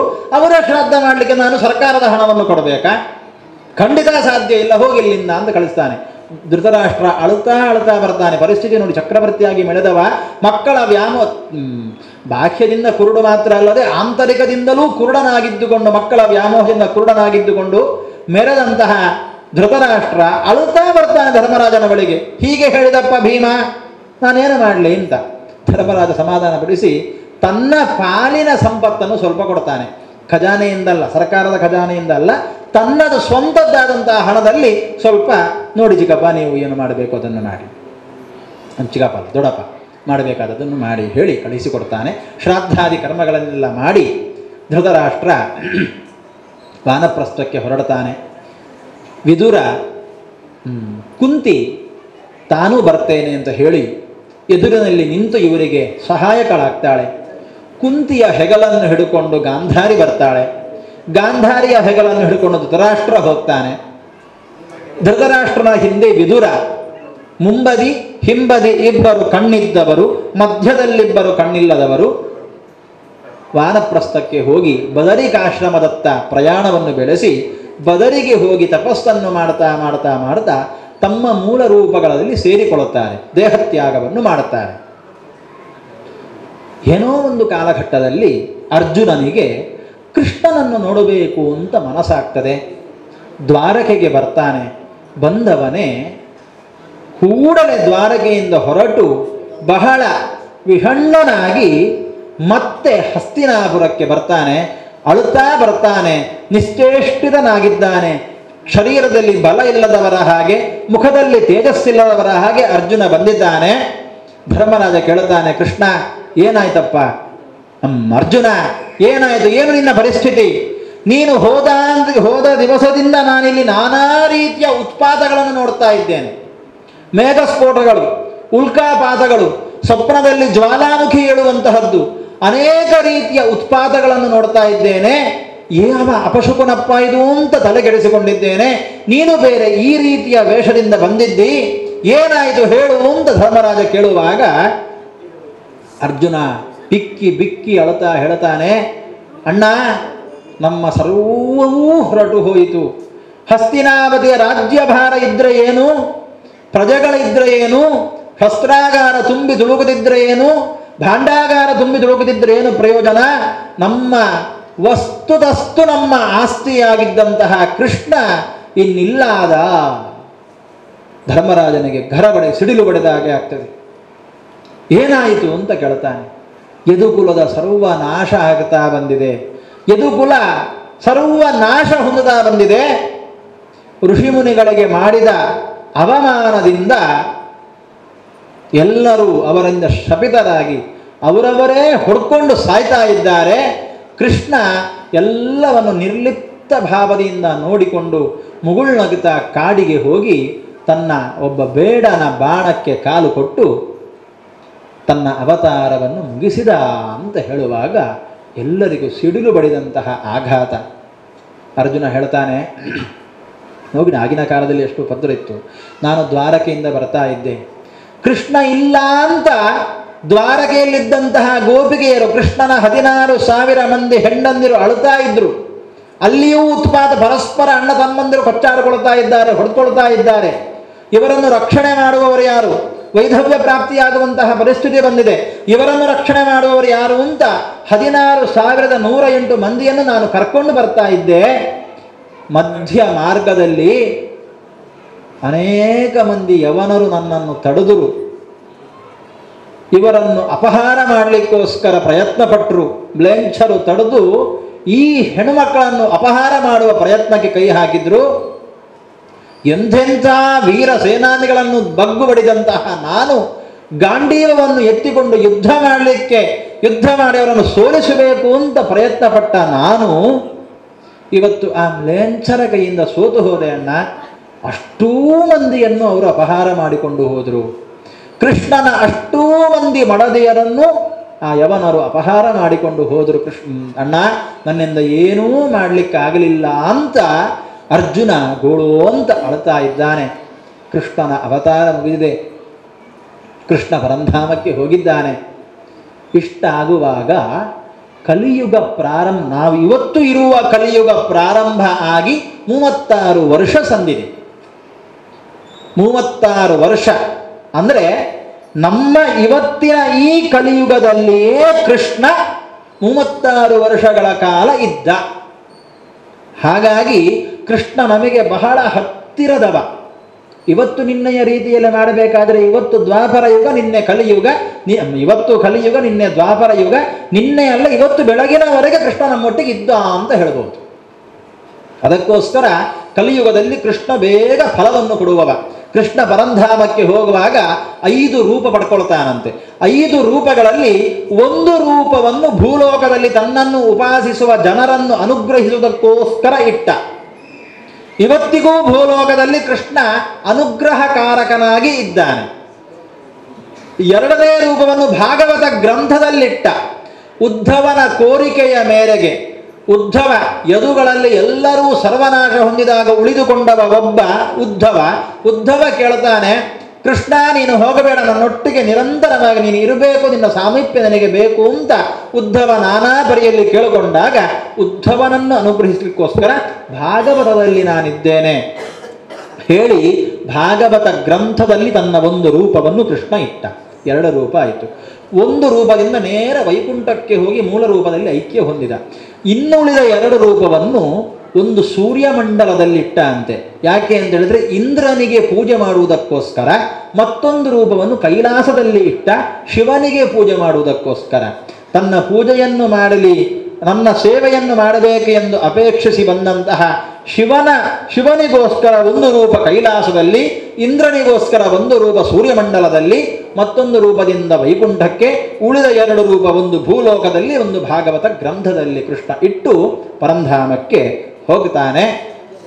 ಕೃಷ್ಣ ಹೋದ ತಕ್ಷಣ ಇನ್ನು ನಾವು ಬದುಕಿದ್ದು ಏನು ಪ್ರಯೋಜನ ಅಂತ ಹೇಳಿ ಪಾಂಡವರು ದ್ರೌಪದಿ ಸಹಿತರಾಗಿ ಮಹಾಪ್ರಸ್ಥಾನಕ್ಕೆ ಹೊರಡ್ತಾರೆ. ಪರೀಕ್ಷಿತನಿಗೆ ಪಟ್ಟಾಭಿಷೇಕವನ್ನು ಮಾಡ್ತಾರೆ. ಪಟ್ಟಾಭಿಷೇಕವನ್ನು ಮಾಡಿ ಪಾಂಡವರು ಹೊರಡುವಾಗ ಬದರಿಕಾಶ್ರಮಕ್ಕೆ ಹೋಗಿ ಅಲ್ಲಿ ನರನಾರಾಯಣರ ದಿವ್ಯ ದರ್ಶನವನ್ನು ಪಡೆದುಕೊಂಡವರಾಗಿ ಮುಂದೆ ಹೋಗಬೇಕಾದರೆ ಉಳಿದ 5 ಮಂದಿ, ಕುಂತಿ, ದ್ರೌಪದಿ, ಧರ್ಮರಾಜ ಬಿಟ್ಟು ಉಳಿದವರು ಭೀಮ, ಅರ್ಜುನ, ನಕುಲ, ಸಹದೇವರು ಮಾರ್ಗ ಮಧ್ಯದಲ್ಲಿ ಅವರವರ ಗಮ್ಯಸ್ಥಾನ ಬಂದಾಗ, ಅವರವರ ಯೋಗ್ಯತೆಗೆ ಅನುಗುಣವಾದಂತಹ ಸ್ಥಾನ ಬಂದಾಗ ದೇಹತ್ಯಾಗ ಮಾಡಿ ಅವರವರ ಮೂಲ ರೂಪವನ್ನು ಸೇರಿಕೊಳ್ಳುತ್ತಾರೆ. ಮೂಲ ರೂಪ ಅಂತ ಹೇಳಿದರೆ ಅರ್ಜುನ ಯಾರಲ್ಲಿ ಸೇರಿಕೊಂಡ ಗೊತ್ತುಂಟ? ಇಂದ್ರನಲ್ಲಿ ಸೇರಿಕೊಂಡ. ನಕುಲ ಸಹದೇವರು ಅಶ್ವಿನಿ ದೇವತೆಗಳಲ್ಲಿ ಸೇರಿಕೊಂಡರು. ಭೀಮ ವಾಯುದೇವನಲ್ಲಿ ಸೇರಿಕೊಂಡ. ಕುಂತಿ 5 ರೂಪವನ್ನು ತಾಳಿ ಈ 5 ಮಡದಿಯರಲ್ಲಿ ಸೇರಿಕೊಂಡಳು. ಕುಂತಿಯ ಬಗ್ಗೆ ಒಂದು ಅಪವಾದ ಉಂಟು, ಇರಲಿ ಮುಂದೆ ಪ್ರಸಂಗ ಬಂದಾಗ ಹೇಳುತ್ತೇನೆ. ಈ ಕಥೆಯನ್ನು ಮುಂದುವರಿಸುವ. ಸೇರಿಕೊಂಡು ಧರ್ಮರಾಜ ಒಬ್ಬ ಉಳಿದುಕೊಂಡ. ಧರ್ಮರಾಜ ಒಬ್ಬನೇ ಹೋಗ್ತಾ ಇದ್ದಾನೆ. ತಮ್ಮಂದಿರೆಲ್ಲ ದೇಹತ್ಯಾಗವನ್ನು ಮಾಡಿದರು. ಧರ್ಮರಾಜನ ಒಟ್ಟಿಗೆ ಒಂದು ನಾಯಿ ಬರ್ತಾ ಇದೆ. ನಾಯಿ. ಇಂದ್ರ ರಥವನ್ನು ಕಳುಹಿಸಿದ, ಪುಷ್ಪಕ ವಿಮಾನವನ್ನು ಕಳುಹಿಸಿದ, ಬಾ ಸ್ವರ್ಗಕ್ಕೆ ಬಾ ಅಂತ. ಧರ್ಮರಾಜ ಹತ್ತಿದ. ಇಂದ್ರ ಹೊರಡಲಿಕ್ಕೆ ಅನುವಾದ. ತಡಿ, ಆ ನಾಯಿಯೂ ಬರಬೇಕು ನನ್ನೊಟ್ಟಿಗೆ. ಇಲ್ಲಪ್ಪ, ಭೂಲೋಕದ ಜೀವಿಗಳಿಗೆ ದೇವಲೋಕಕ್ಕೆ ಬರಲಿಕ್ಕಾಗುವುದಿಲ್ಲ, ಈ ರೂಪದಿಂದ ಬರಲಿಕ್ಕಾಗುವುದಿಲ್ಲ, ಅದು ದೇಹತ್ಯಾಗ ಮಾಡಿ ಆದಮೇಲೆ ಮೂಲ ರೂಪವನ್ನು ಕರ್ಕೊಂಡು ಹೋಗಬಹುದು. ಇಲ್ಲ, ಇಷ್ಟರವರೆಗೆ ನನಗೆ ಅದು ಸಹಾಯಕವಾಗಿತ್ತು. ನನ್ನನ್ನೇ ಆಶ್ರಯಿಸಿಕೊಂಡು ಬಂದ ನಾಯಿ, ಅದನ್ನು ನಾನು ಬಿಡುವುದಿಲ್ಲ ಅಂತ ಧರ್ಮರಾಜ ಹಠ ಮಾಡ್ತಾನೆ. ಯಾವುದೇ ಕಾರಣಕ್ಕೂ ನಾಯಿಯನ್ನು ಬಿಟ್ಟು ನಾನು ಇಳಿತೇನೆ ರಥದಿಂದ ಹೇಳಿ ಧರ್ಮರಾಜ ಕೆಳಗಿಳಿತಾನೆ. ಧರ್ಮರಾಜನ ವ್ಯಕ್ತಿತ್ವ, ಯಾರು ತನಗೆ ಆಶ್ರಯರಾಗಿ ತನ್ನನ್ನು ಆಶ್ರಯಿಸಿ ತನ್ನ ಆಶ್ರಯವನ್ನು ನಂಬಿ ಬಂದರೋ ಯಾವತ್ತಿಗೂ ಅವರಿಗೆ ದ್ರೋಹ ಮಾಡುವುದಿಲ್ಲ ಎಂಬ ಭಾವನೆಯಿಂದ ಒಂದು ನಾಯಿಯನ್ನು ಬಿಡಲಿಲ್ಲ. ಅದನ್ನೇ ಕೃಷ್ಣ ಗೀತೆಯಲ್ಲಿ ಹೇಳಿದ್ದು, ಶುನಿಚೈವ ಶ್ವಪಾಕೇಚ ಪಂಡಿತಾಹ ಸಮದರ್ಶಿನಃ. ಎಷ್ಟೇ ದೊಡ್ಡ ಪಂಡಿತನಾಗಲಿ ಅಥವಾ ಎಷ್ಟೊಂದು ಸಣ್ಣ ನಾಯಿಯೇ ಆಗಲಿ ಅದರಲ್ಲಿ ಸಮಭಾವವನ್ನು, ಅಂದರೆ ಎಲ್ಲವೂ ಒಂದೇ ಅಂತ ಅರ್ಥ ಅಲ್ಲ, ಎಲ್ಲದರ ಒಳಗೆ ಭಗವಂತನ ಸಾನ್ನಿಧ್ಯ ಉಂಟು ಎಂಬ ಭಾವದಿಂದ ಎಲ್ಲರನ್ನು ಸಮಾನ ದೃಷ್ಟಿಯಿಂದ ಪೂಜ್ಯ ಭಾವದಿಂದ ದಯಾಭಾವದಿಂದ ಕಾಣುವಂತಹದ್ದು ಮನುಷ್ಯನಾದನ ಕರ್ತವ್ಯ. ಅದನ್ನೇ ಆಚಾರ್ಯರು ಮಧ್ವರು ಹೇಳುತ್ತಾರೆ, ವಿಷ್ಣೋ ಗೃಹತ್ವಾದ ಭೂತಾನಾಂ ದಯಾಕಾರ್ಯ ಅಖಿಲೈಹಿ ಜನೈಹಿ. ಪ್ರತಿಯೊಬ್ಬ ವ್ಯಕ್ತಿಯೂ ದಯೆಯನ್ನು ಅವಶ್ಯವಾಗಿ ಅನುಸರಿಸಿಕೊಳ್ಳಬೇಕು. ದಯೆ ಎಂಬುವಂತಹದ್ದು ಪ್ರತಿಯೊಬ್ಬ ವ್ಯಕ್ತಿಯಲ್ಲೇ ಇರಬೇಕಾದದ್ದು. ಯಾಕೆ ಗೊತ್ತಾ? ವಿಷ್ಣೋ ಗೃಹತ್ವಾತ್ ಭೂತಾನಾಂ, ಎಲ್ಲ ಭೂತಗಳಿಗೂ ಕೂಡ ವಿಷ್ಣುವಿನ ಮನೆ. ಭೂತ ಅಂತ ಹೇಳಿದರೆ ಕೋಲ ಕಟ್ಟುವ ಭೂತ ಅಲ್ಲ, ಪಾಂಚಭೌತಿಕವಾದಂತಹ ಸೃಷ್ಟಿಯಲ್ಲಿ ಇರುವ ಎಲ್ಲ ಪ್ರಪಂಚ, ಅದು ಪ್ರಾಣಿ ಪಶು ಪಕ್ಷಿ ಸ್ಥಾವರ ಜಂಗಮ ಎಲ್ಲದರಲ್ಲೂ ಭಗವಂತನ ಸಾನ್ನಿಧ್ಯ ಉಂಟು. ಎಲ್ಲವೂ ಭಗವಂತನ ಮನೆ. ಅಖಿಲಾಂಡಕೋಟಿ ಬ್ರಹ್ಮಾಂಡ ನಾಯಕ ಅಂತ ಅವನನ್ನು ಕರೆದ ಮೇಲೆ ಇಡೀ ಬ್ರಹ್ಮಾಂಡವೇ ಅವನ ಮನೆ ಅಂತಾದ ಮೇಲೆ ಸಣ್ಣ ಪುಟ್ಟ ವಸ್ತುಗಳು ಅವನ ಮನೆ ಅಲ್ಲ ಅಂತ ಹೇಳಲಿಕ್ಕೆ ಸಾಧ್ಯ ಇಲ್ಲ. ಎಲ್ಲವೂ ಭಗವಂತನ ಮನೆ ಆದ ಕಾರಣ ವಿಷ್ಣೋ ಗೃಹತ್ವಾತ್ ಭೂತಾನಾಂ ಅಖಿಲೈಹಿ ಜನೈಹಿ ದಯಾಕಾರ್ಯ. ಎಲ್ಲ ಜನರಿಂದಲೂ ಕೂಡ ದಯೆಯು ಅವಶ್ಯವಾಗಿ ಆಚರಿಸಲ್ಪಡಬೇಕು ಅಂತ ಆದೇಶ ಕೊಡ್ತಾರೆ. ಆ ರೀತಿ ಧರ್ಮರಾಜ ನಾಯಿಯನ್ನು ಬಿಟ್ಟು ನಾನು ಬರುವುದಿಲ್ಲ ಅಂತ ನಾಯಿಗೂ ಆ ಮಹತ್ವವನ್ನು ಕೊಡ್ತಾನೆ. ಆಗ ಆ ನಾಯಿ ತನ್ನ ನಿಜ ರೂಪವನ್ನು ಪಡ್ಕೊಳ್ಳುತ್ತದೆ. ಯಮಧರ್ಮನೇ ನಾಯಿಯ ರೂಪದಲ್ಲಿ ಬಂದಿರ್ತಾನೆ. ಧರ್ಮರಾಜ ಆ ಯಮಧರ್ಮನ ರೂಪದಲ್ಲಿ ಐಕ್ಯ ಹೊಂದುತ್ತಾನೆ. ಐಕ್ಯ ಹೊಂದಿ ಸ್ವರ್ಗಕ್ಕೆ, ಧರ್ಮರಾಜ ಯಮಧರ್ಮನ ಅವತಾರ, ಸ್ವರ್ಗಲೋಕಕ್ಕೆ ಹೋಗ್ತಾರೆ. ಸ್ವರ್ಗದಲ್ಲಿ ಎಲ್ಲ ಕೂತಿದ್ದಾರೆ. ಯಾರು? ದುರ್ಯೋಧನ, ದುಶ್ಯಾಸನ, ದುಶ್ಶಲೆ, ಧೃತರಾಷ್ಟ್ರ, ಭೀಷ್ಮಾಚಾರ್ಯರು, ದ್ರೋಣಾಚಾರ್ಯರು ಎಲ್ಲರೂ ಸ್ವರ್ಗದಲ್ಲಿ ಕೂತಿದ್ದಾರೆ. ಅಶ್ವತ್ಥಾಮರು.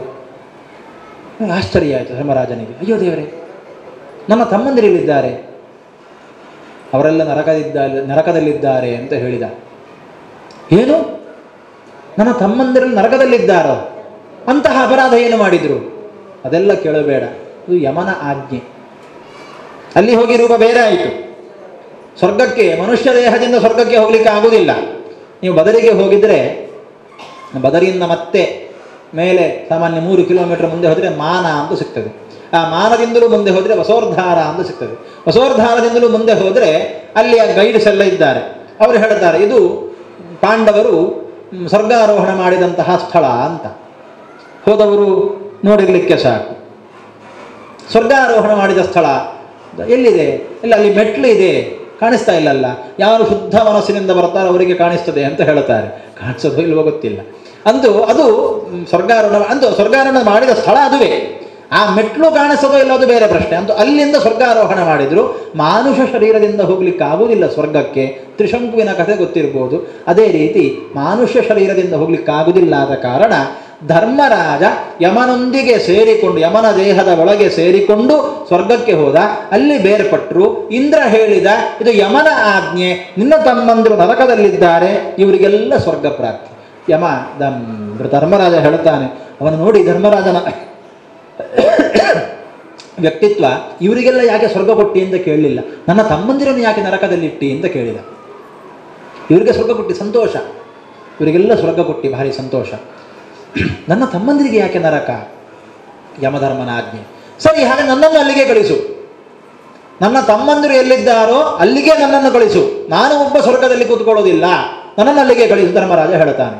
ಸರಿ, ಧರ್ಮರಾಜನ ಆಜ್ಞೆಯಂತೆ ಧರ್ಮರಾಜ ನರಕಕ್ಕೆ ಕರ್ಕೊಂಡು ಹೋದರು. ನರಕದಲ್ಲಿ ನೋಡಿದ ಎಲ್ಲ ಯಮಯಾತನೆ. ಯಮದೂತರೆಲ್ಲ ನಾನಾ ರೀತಿಯಲ್ಲಿ ಹಿಂಸಿಸ್ತಾ ಇದ್ದಾರೆ. ಯಾರನ್ನು? ಭೀಮನನ್ನು, ಕುಂತಿಯನ್ನು, ಅರ್ಜುನನನ್ನು, ನಕುಲ ಸಹದೇವರನನ್ನು ಎಲ್ಲರನ್ನೂ ಕೂಡ ನಾನಾ ಪರಿಯಾಗಿ ಹಿಂಸಿಸ್ತಾ ಇದ್ದಾರೆ. ಇವರೆಲ್ಲ ಬೊಬ್ಬೆ, ಅಯ್ಯೋ ಅಯ್ಯೋ ಅಯ್ಯೋ, ನೋವು ನೋವು ಅಂತ ಬೊಬ್ಬೆ ಹೊಡಿತಾ ಇದ್ದಾರೆ. ಧರ್ಮರಾಜನ ಪ್ರವೇಶ ಆದ ತಕ್ಷಣ ಭೀಮಸೇನ, ಧರ್ಮರಾಜ ಬಾ, ಇಲ್ಲೇ ಇರುವವನಾಗು. ಯಾಕೆ ಗೊತ್ತೋ? ನೀನಿಲ್ಲಿ ಇದ್ದಿ ಅಂತ ಆದರೆ ನಮಗೆ ಸ್ವಲ್ಪ ನೋವು ಕಮ್ಮಿ ಆಗ್ತದೆ. ನಮ್ಮ ಹಿರಿಯಣ್ಣ ನಮ್ಮೊಟ್ಟಿಗಿದ್ದಾನೆ ಎಂಬ ಸಂತೋಷದಿಂದ ನಾವು ಆ ನೋವನ್ನು ಮರಿತೇವೆ, ಬಾ ಇಲ್ಲಿ ಅಂತ ಅವರು ಚೀರುತ್ತಾ ಇದ್ದಾರೆ. ಎಂಥ ಆಶ್ಚರ್ಯ ಅಲ್ಲ. ನಿತ್ಯ ಧರ್ಮ ಕಾರ್ಯ ಮಾಡ್ತಾ ಇದ್ದಂತಹ ಇವರಿಗೆಲ್ಲ ನರಕ ಪ್ರಾಪ್ತಿ, ಅಧರ್ಮವನ್ನೇ ಮಾಡ್ತಾ ಇದ್ದ ದುರ್ಯೋಧನಾದಿಗಳಿಗೆ ಸ್ವರ್ಗ. ಕೂಡಲೇ ಧರ್ಮರಾಜನಿಗೆ ಎಚ್ಚರಗೊಂಡವನ ಹಾಗೆ ಚಕಿತಗೊಂಡು ಬೀಳ್ತಾನೆ. ಏನು ನೋಡಿ, ಎಲ್ಲವೂ ಸ್ವಪ್ನ. ಒಂದು ಕ್ಷಣ ಕಾಲಕ್ಕೆ ಧರ್ಮರಾಜನಿಗೆ ನರಕ ದರ್ಶನ ಆದದ್ದಷ್ಟೇ. ಎಲ್ಲರೂ ಸ್ವರ್ಗದಲ್ಲಿದ್ದಾರೆ, ದುರ್ಯೋಧನಾದಿಗಳು ನರಕದಲ್ಲಿದ್ದಾರೆ, ಇವರೆಲ್ಲ ಅಣ್ಣ ತಮ್ಮಂದಿರ ಜೊತೆಗೆ ಸ್ವರ್ಗದಲ್ಲೇ ಇದ್ದಾನೆ. ಒಂದು ಕ್ಷಣದಲ್ಲಿ ನರಕದ ದರ್ಶನ ಆಯಿತು ಧರ್ಮರಾಜನಿಗೆ. ಯಾಕೆ? ಕೃಷ್ಣನ ಮಾತಿನ ಮೇಲೆ ಸಂದೇಹ ಪಟ್ಟ ಕಾರಣ, ಸಾಕ್ಷಾತ್ ಭಗವಂತನಾದಂತಹ ಕೃಷ್ಣನ ವಾಕ್ಯಕ್ಕೆ ಬೆಲೆ ಕೊಡದಿದ್ದ ಕಾರಣ, ತನ್ನ ಸತ್ಯನಿಷ್ಠೆಯಿಂದ ಭಗವಂತನ ಮಾತನ್ನೇ ಅನುಮಾನಿಸಿದವನಾದ ಕಾರಣ, ಆ ಮೂಲಕ ಅವಮಾನಿಸಿದವನಾದ ಕಾರಣ ಒಂದು ಕ್ಷಣ ಕಾಲ ಧರ್ಮರಾಜನಿಗೆ ನರಕ ದರ್ಶನ ಆಯಿತು. ಏನು ಮಾಡಿದ? ಅಶ್ವತ್ಥಾಮ ಹತಃ ಅಂತ ಹೇಳು ಧರ್ಮರಾಜ ಅಂತ ಕೃಷ್ಣ ಹೇಳಿದ. ಇಲ್ಲ, ಸುಳ್ಳು ಹೇಳುವುದಿಲ್ಲ ನಾನು. ಸರಿ, ಅಲ್ಲಿಂದ ಆನೆ ಬರ್ತಾ ಉಂಟು, ಅದರ ಹೆಸರು ಅಶ್ವತ್ಥಾಮ. ಭೀಮ ಆ ಆನೆಯನ್ನು ಕೊಲ್ಲು. ಆನೆ ಸಂಹಾರ ಆಯಿತು. ನೋಡು, ಅಶ್ವತ್ಥಾಮ ಸತ್ತ, ಹೇಳು ಧರ್ಮರಾಜ. ಕೃಷ್ಣ ಹೇಳಿದ. ಧರ್ಮರಾಜ ಏನು ಹೇಳಿದ? ಅಶ್ವತ್ಥಾಮ ಹತಃ ಕುಂಜರಃ ಅಂತ ಹೇಳಿದ. ಸುಳ್ಳು ಹೇಳಬಾರದು. ಅಶ್ವತ್ಥಾಮ ಹತಃ ಕುಂಜರಃ ಅಂತ, ಕುಂಜರ ಎಂಬ ಆನೆ, ಅಶ್ವತ್ಥಾಮ ಎನ್ನುವ ಆನೆ ಸತ್ತು ಹೋಯಿತು ಅಂತ ಹೇಳಿದ. ಅಂದರೆ ಕೃಷ್ಣ ಸುಳ್ಳು ಹೇಳು ಅಂತ ಹೇಳಿದ್ರೂ ಧರ್ಮರಾಜ ಸುಳ್ಳು ಹೇಳಲಿಲ್ಲ. ಒಂದು ಅದವನ ಧರ್ಮನಿಷ್ಠೆ ಒಪ್ಪುವ. ಆದರೆ ಕೃಷ್ಣನೇ ಹೇಳದ. ಕೃಷ್ಣ ಯಾರು? ಸಾಕ್ಷಾತ್ ಭಗವಂತ, ಅವನೇ ಹೇಳ್ತಾ ಇದ್ದಾನೆ. ಧರ್ಮರಾಜ ಒಪ್ಪಲಿಲ್ಲ. ಅದಕ್ಕೋಸ್ಕರ ನರಕ ದರ್ಶನ ಆಯಿತು. ಕೃಷ್ಣ ಅಷ್ಟು ಗೀತೋಪದೇಶ ಮಾಡಿದ. ನ ಹನ್ಯತೆ ಹನ್ಯಮಾನೇ ಶರೀರೇ ಶಿಷ್ಯಸ್ತೇಹಂ ಶಾಧಿಮಾಂ ತ್ವಾಂ ಪ್ರಪನ್ನಂ ತವಂದ ಅರ್ಜುನನನ್ನು ನಿಮಿತ್ತೀಕರಿಸಿಕೊಂಡು ಇಡೀ ಮನುಕುಲಕ್ಕೆ ಉಪದೇಶ ಮಾಡಿದವ ಧರ್ಮರಾಜನಿಗೆ ಉಪದೇಶ ಮಾಡದೇ ಇರ್ತಾನ? ಆ ಧರ್ಮರಾಜನೂ ಉಪದೇಶವನ್ನು ಕೇಳಿಕೊಂಡ. ಅಷ್ಟು ಗೀತೋಪದೇಶವನ್ನು ಕೇಳಿದ ಧರ್ಮರಾಜ ಯುದ್ಧ ಎಲ್ಲ ಮುಗಿದ ಮೇಲೆ, ಅಯ್ಯೋ ನನ್ನ ತಂದೆಯನ್ನು ನಾನು ಕೊಂದೆ, ಅಯ್ಯೋ ನನ್ನ ಚಿಕ್ಕಪ್ಪನನ್ನು ಕೊಂದೆ, ಅಯ್ಯೋ ನನ್ನ ದೊಡ್ಡಪ್ಪನನ್ನು ಕೊಂದೆ, ನನ್ನ ತಮ್ಮಂದಿರನ್ನು ಕೊಂದೆ, ನನ್ನ ಅಣ್ಣಂದಿರನ್ನು ಕೊಂದೆ, ನನ್ನ ಬಂಧು ಬಾಂಧವರನ್ನು ಕೊಂದೆ, ಇವರನ್ನೆಲ್ಲ ಕೊಂದು ಈ ರಾಜ್ಯ ನನಗೆ ಬೇಕಿತ್ತಾ ಅಂತ ಇದುವೇ ಟೆನ್ಷನ್. 24 hours ಧರ್ಮರಾಜನಿಗೆ ಒಂದೇ ಟೆನ್ಷನ್. ಯಾಕಪ್ಪ ಕೊಂದೇವರನ್ನೆಲ್ಲ ಅಂತ. ಕೃಷ್ಣ ಹೇಳಿ ಹೇಳಿ ಹೇಳಿ ಹೇಳಿ ಕೃಷ್ಣನಿಗೆ ಸುಸ್ತಾಗಿ ಹೋಯಿತು. ಇಲ್ಲ ಮಾರಾಯನಿಗೆ ಪಾಪ ತಟ್ಟುವುದಿಲ್ಲ. ಅಲ್ಲ, ಆದರೂ ಬೇಡ ಇತ್ತು ಕೃಷ್ಣ. ಅಂತಹ ಧರ್ಮಬುದ್ಧಿ, ಅಂತಹ ಸಾಧು ಸ್ವಭಾವ ಧರ್ಮರಾಜನದ್ದು. ಅಷ್ಟೆಲ್ಲ ಮಾಡಿ ಕೂಡ ಕೃಷ್ಣನ ಮಾತಿನ ಮೇಲೆ ಅನುಮಾನಗೊಂಡು, ಆಗ ಕೃಷ್ಣ ಯೋಚನೆ ಮಾಡಿದ, ನಾನು ಎಷ್ಟು ಹೇಳಿದರೂ ಪ್ರಯೋಜನ ಇಲ್ಲ, ಹೇಳುವವರ ಹತ್ರವೇ ಹೇಳಿಸಬೇಕು. ಹೇಳಿ ಭೀಷ್ಮಾಚಾರ್ಯರ ಹತ್ರ ಕರ್ಕೊಂಡು ಹೋದ. ಭೀಷ್ಮಾಚಾರ್ಯರ ಕರ್ಕೊಂಡು ಬಂದು ಹೇಳ್ತಾನೆ, ಅಜ್ಜ ನೀವು ಹೇಳಬೇಕು ಸ್ವಲ್ಪ ಇವನಿಗೆ. ನೋಡಿ, ಪಟ್ಟಾಭಿಷೇಕ ಮಾಡಿ ಆಗಿದೆ, ಆದರೂ ಅಳತಾ ಕೂತಿದ್ದಾನೆ, ನನ್ನವರನ್ನು ಕೊಂದೇ ಹೇಳಿ, ಸ್ವಲ್ಪ ಬುದ್ಧಿ ಹೇಳಿ ಇವನಿಗೆ. ಧರ್ಮರಾಜ ನಾನಾ ವಿಧದ ಧಾರ್ಮಿಕ ಪ್ರಶ್ನೆಗಳ ಸಂದೇಹವನ್ನು, ಧರ್ಮರಾಜನಿಗೆ ಧರ್ಮದಲ್ಲಿ ಸಂದೇಹ, ಆ ಸಂದೇಹಗಳನ್ನು ಪರಿಹರಿಸಬೇಕು ತಂದೆ ಅಂತ ಭೀಷ್ಮಾಚಾರ್ಯರ ಹತ್ರ ಪ್ರಶ್ನಿಸುವಾಗ, ಭೀಷ್ಮಾಚಾರ್ಯರು ನಾನಾ ರೀತಿಯ ಧರ್ಮೋಪದೇಶವನ್ನು ಮಾಡಿ, ನೀನು ಮಾಡಿದರಲ್ಲಿ ಯಾವ ಅಪರಾಧವೂ ಇಲ್ಲ ಅಂತ ಅವನನ್ನು ಮೆಚ್ಚಿಸ್ತಾರೆ, ಅವನನ್ನು ಸಮಾಧಾನ ಪಡಿಸ್ತಾರೆ. ಸಂತೋಷದಿಂದ ರಾಜ್ಯಭಾರ ಮಾಡು, ಈ ಕೃಷ್ಣ ಇದ್ದಾನಲ್ಲ ಇವನೇ ಎಲ್ಲಕ್ಕೂ ಮೂಲ ಕಾರಣ ಅಂತ ಹೇಳಿ ವಿಷ್ಣು ಸಹಸ್ರನಾಮವನ್ನು ಉಪದೇಶ ಕೊಡ್ತಾರೆ ಭೀಷ್ಮಾಚಾರ್ಯರು. ಇಂತಹ ವಿಷ್ಣು ಸಹಸ್ರನಾಮ ಭೀಷ್ಮಾಚಾರ್ಯರಿಂದ ನಮಗೆ ಪ್ರಾಪ್ತವಾಯಿತು. ಧರ್ಮರಾಜನನ್ನು ನಿಮಿತ್ತೀಕರಿಸಿಕೊಂಡು ಆ ವಿಷ್ಣು ಸಹಸ್ರನಾಮ ಉಪದೇಶವನ್ನು ಪಡ್ಕೊಂಡು ಧರ್ಮರಾಜ ಧರ್ಮ ಪ್ರಜ್ಞೆ ಉಳ್ಳವನಾಗಿ ಮತ್ತೆ ಅರಮನೆಗೆ ಬಂದು ರಾಜ್ಯಭಾರವನ್ನು ಮಾಡ್ತಾನೆ. ಅಂತೂ ಇಷ್ಟೆಲ್ಲ ಕೃಷ್ಣನ ಮಾತಿನ ಮೇಲೆ ಸಂದೇಹ ತಾಳಿದ ಕಾರಣ ಒಂದು ಕ್ಷಣ ಕಾಲ ಧರ್ಮರಾಜನಿಗೆ ನರಕ ದರ್ಶನ ಆಯಿತು. ಹಾಗಾದರೆ ನಮ್ಮ ಪಾಡೇನು? ಕೃಷ್ಣ ಗೀತೆಯಲ್ಲಿ ಎಷ್ಟು ಉಪದೇಶ ಮಾಡಿದ್ದಾನೆ ನಮಗೆ, ನಾವು ಎಷ್ಟು ಪಾಲನೆ ಮಾಡ್ತೇವೆ? ಹೇಳ್ಬೋದು ಈಗಿನ ಕಾಲದಲ್ಲಿ ಅದೆಲ್ಲ ಸಾಧ್ಯ ಇಲ್ಲಪ್ಪ ಅಂತ. ಪೂರ್ತಿ ಸಾಧ್ಯ ಇಲ್ಲದಿದ್ದರೂ ಕೂಡ ಸ್ವಲ್ಪವಾದರೂ ಮಾಡಿದರೆ ಇದು ಕಲಿಯುಗ. ಶಾಸ್ತ್ರಕಾರರು ಹೇಳ್ತಾರೆ, ಸ್ವಲ್ಪಮಪ್ಯಸ್ಯ ಧರ್ಮಸ್ಯ ತ್ರಾಯತೆ ಮಹತೋ ಭಯಾತ್ ಅಂತ.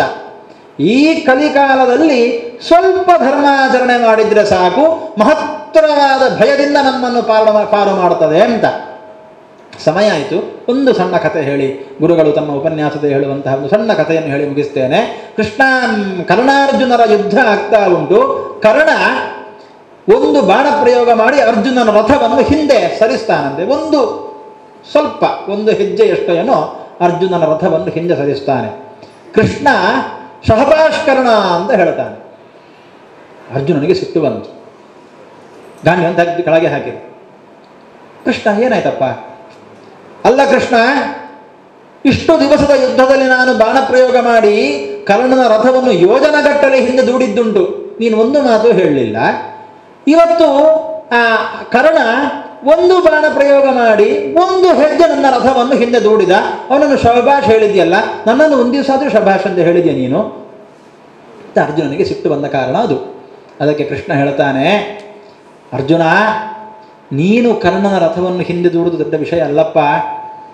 ಅದೇನು ಸಾಮಾನ್ಯ ಒಂದು ಕಟ್ಟಿಗೆ ಇಟ್ಟಿಗೆಯನ್ನು ಮಾಡಿದ ರಥ, ಸಾಮಾನ್ಯ ಪತಾಕೆಗಳು ಇರುವಂತಹ ಒಂದು ರಥ, ಸಾಮಾನ್ಯ ಕುದುರೆಗಳು ಇರುವಂತಹ ರಥ, ಅದನ್ನು ಹಿಂದೆ ದೂಡುವುದು ದೊಡ್ಡ ವಿಧೀನಲ್ಲ. ಸಾಮಾನ್ಯ ಪದಾತಿ ಬಂದರೂ ಕೂಡ ಅದನ್ನು ಹಿಂದೆ ದೂಡಬಹುದು. ಪದಾತಿ ಅಂದರೆ ನಡ್ಕೊಂಡು ಬರುವ ಸೈನಿಕ. ನಮ್ಮಲ್ಲಿ ಪದಾತಿ ಇನ್ನೊಂದು ಅರ್ಥ ಉಂಟು, ಆ ಪದಾತಿ ಅಲ್ಲ. ಅವನು ಹಿಂದೆ ದೂಡಬಹುದು, ನೀನು ದೂಡುವುದು ಏನು ಬಂತು? ಆದರೆ ನಿನ್ನ ರಥ ಎಂಥದ್ದು ಯೋಚನೆ ಮಾಡು. ಮುಖ್ಯ ಪ್ರಾಣ ನೆನೆಸಿದಂತಹ ಹನುಮಂತ ಧ್ವಜದಲ್ಲಿದ್ದಾನೆ. ಅವನ ಬಾಲವನ್ನು ಎತ್ತಲಿಕ್ಕೆ ನಿನ್ನ ಅಣ್ಣ ಭೀಮನಿಂದ ಆಗಲಿಲ್ಲ. ಅಂತಹ ಹನುಮಂತ ಶಕ್ತಿ ನಿನ್ನ ರಥದಲ್ಲಿ ಉಂಟು. ಈ ರಥ ಯಾವುದು? ಚಿನ್ನದ ರಥ, ದೇವೇಂದ್ರ ಕಳುಹಿಸಿಕೊಟ್ಟ ರಥ.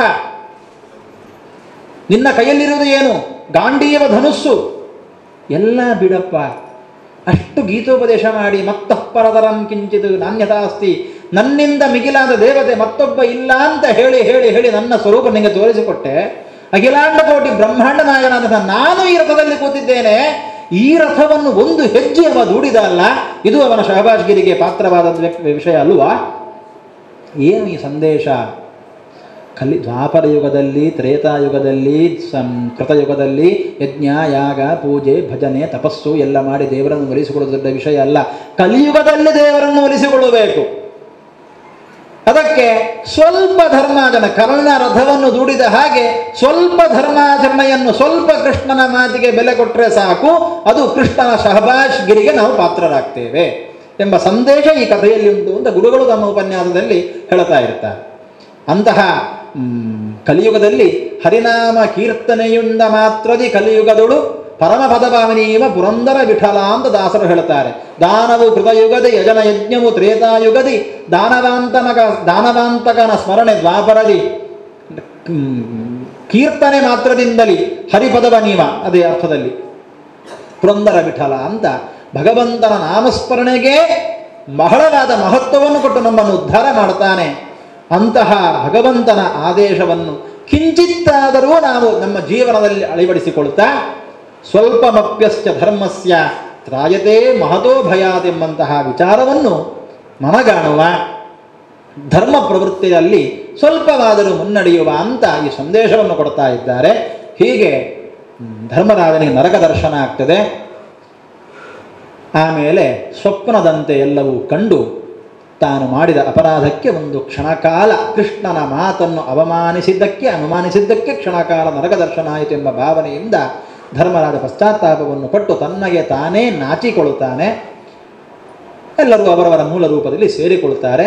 ಇಲ್ಲಿ ಪರೀಕ್ಷಿತ ರಾಜನಿಗೆ ಸುದ್ದಿ ಬರ್ತದೆ, ನಿನ್ನ ರಾಜ್ಯದಲ್ಲಿ ಕಲಿಯ ಪ್ರವೇಶ ಆಗಿದೆ. ಪರೀಕ್ಷಿತ್ತು ಬಂತು, ಕಲಿಪ್ರವೇಶ, ನನ್ನ ರಾಜ್ಯಭಾರದಲ್ಲಿ ಕಲಿಪ್ರವೇಶ ಸಾಧ್ಯವೇ ಇಲ್ಲ, ಈಗಲೇ ನಿಗ್ರಹ ಮಾಡ್ತೇನೆ ಅಂತ ಹೇಳಿ ಪರೀಕ್ಷಿತ ಅಸ್ತ್ರಶಸ್ತ್ರಗಳನ್ನೆಲ್ಲ ಕೈಯಲ್ಲಿ ಜೋಡಿಸಿಕೊಂಡು ಹೊರಡ್ತಾನೆ. ಎಲ್ಲಿದ್ದಾನೆ ಕಲಿ ಅಂತ ಹುಡುಕಿಕೊಂಡು ಹೊರಡ್ತಾನೆ. ಆಮೇಲೆ ಏನಾಯಿತು ಅಂತ ನಾಳಿನ ದಿವಸದಲ್ಲಿ ವಿಮರ್ಶಿಸುವ ಅಂತ ಹೇಳುತ್ತಾ ಶ್ರೀ ಹರಿಪ್ರಿಯತಾಂ ಕೃಷ್ಣಾರ್ಪಣಮಸ್ತು.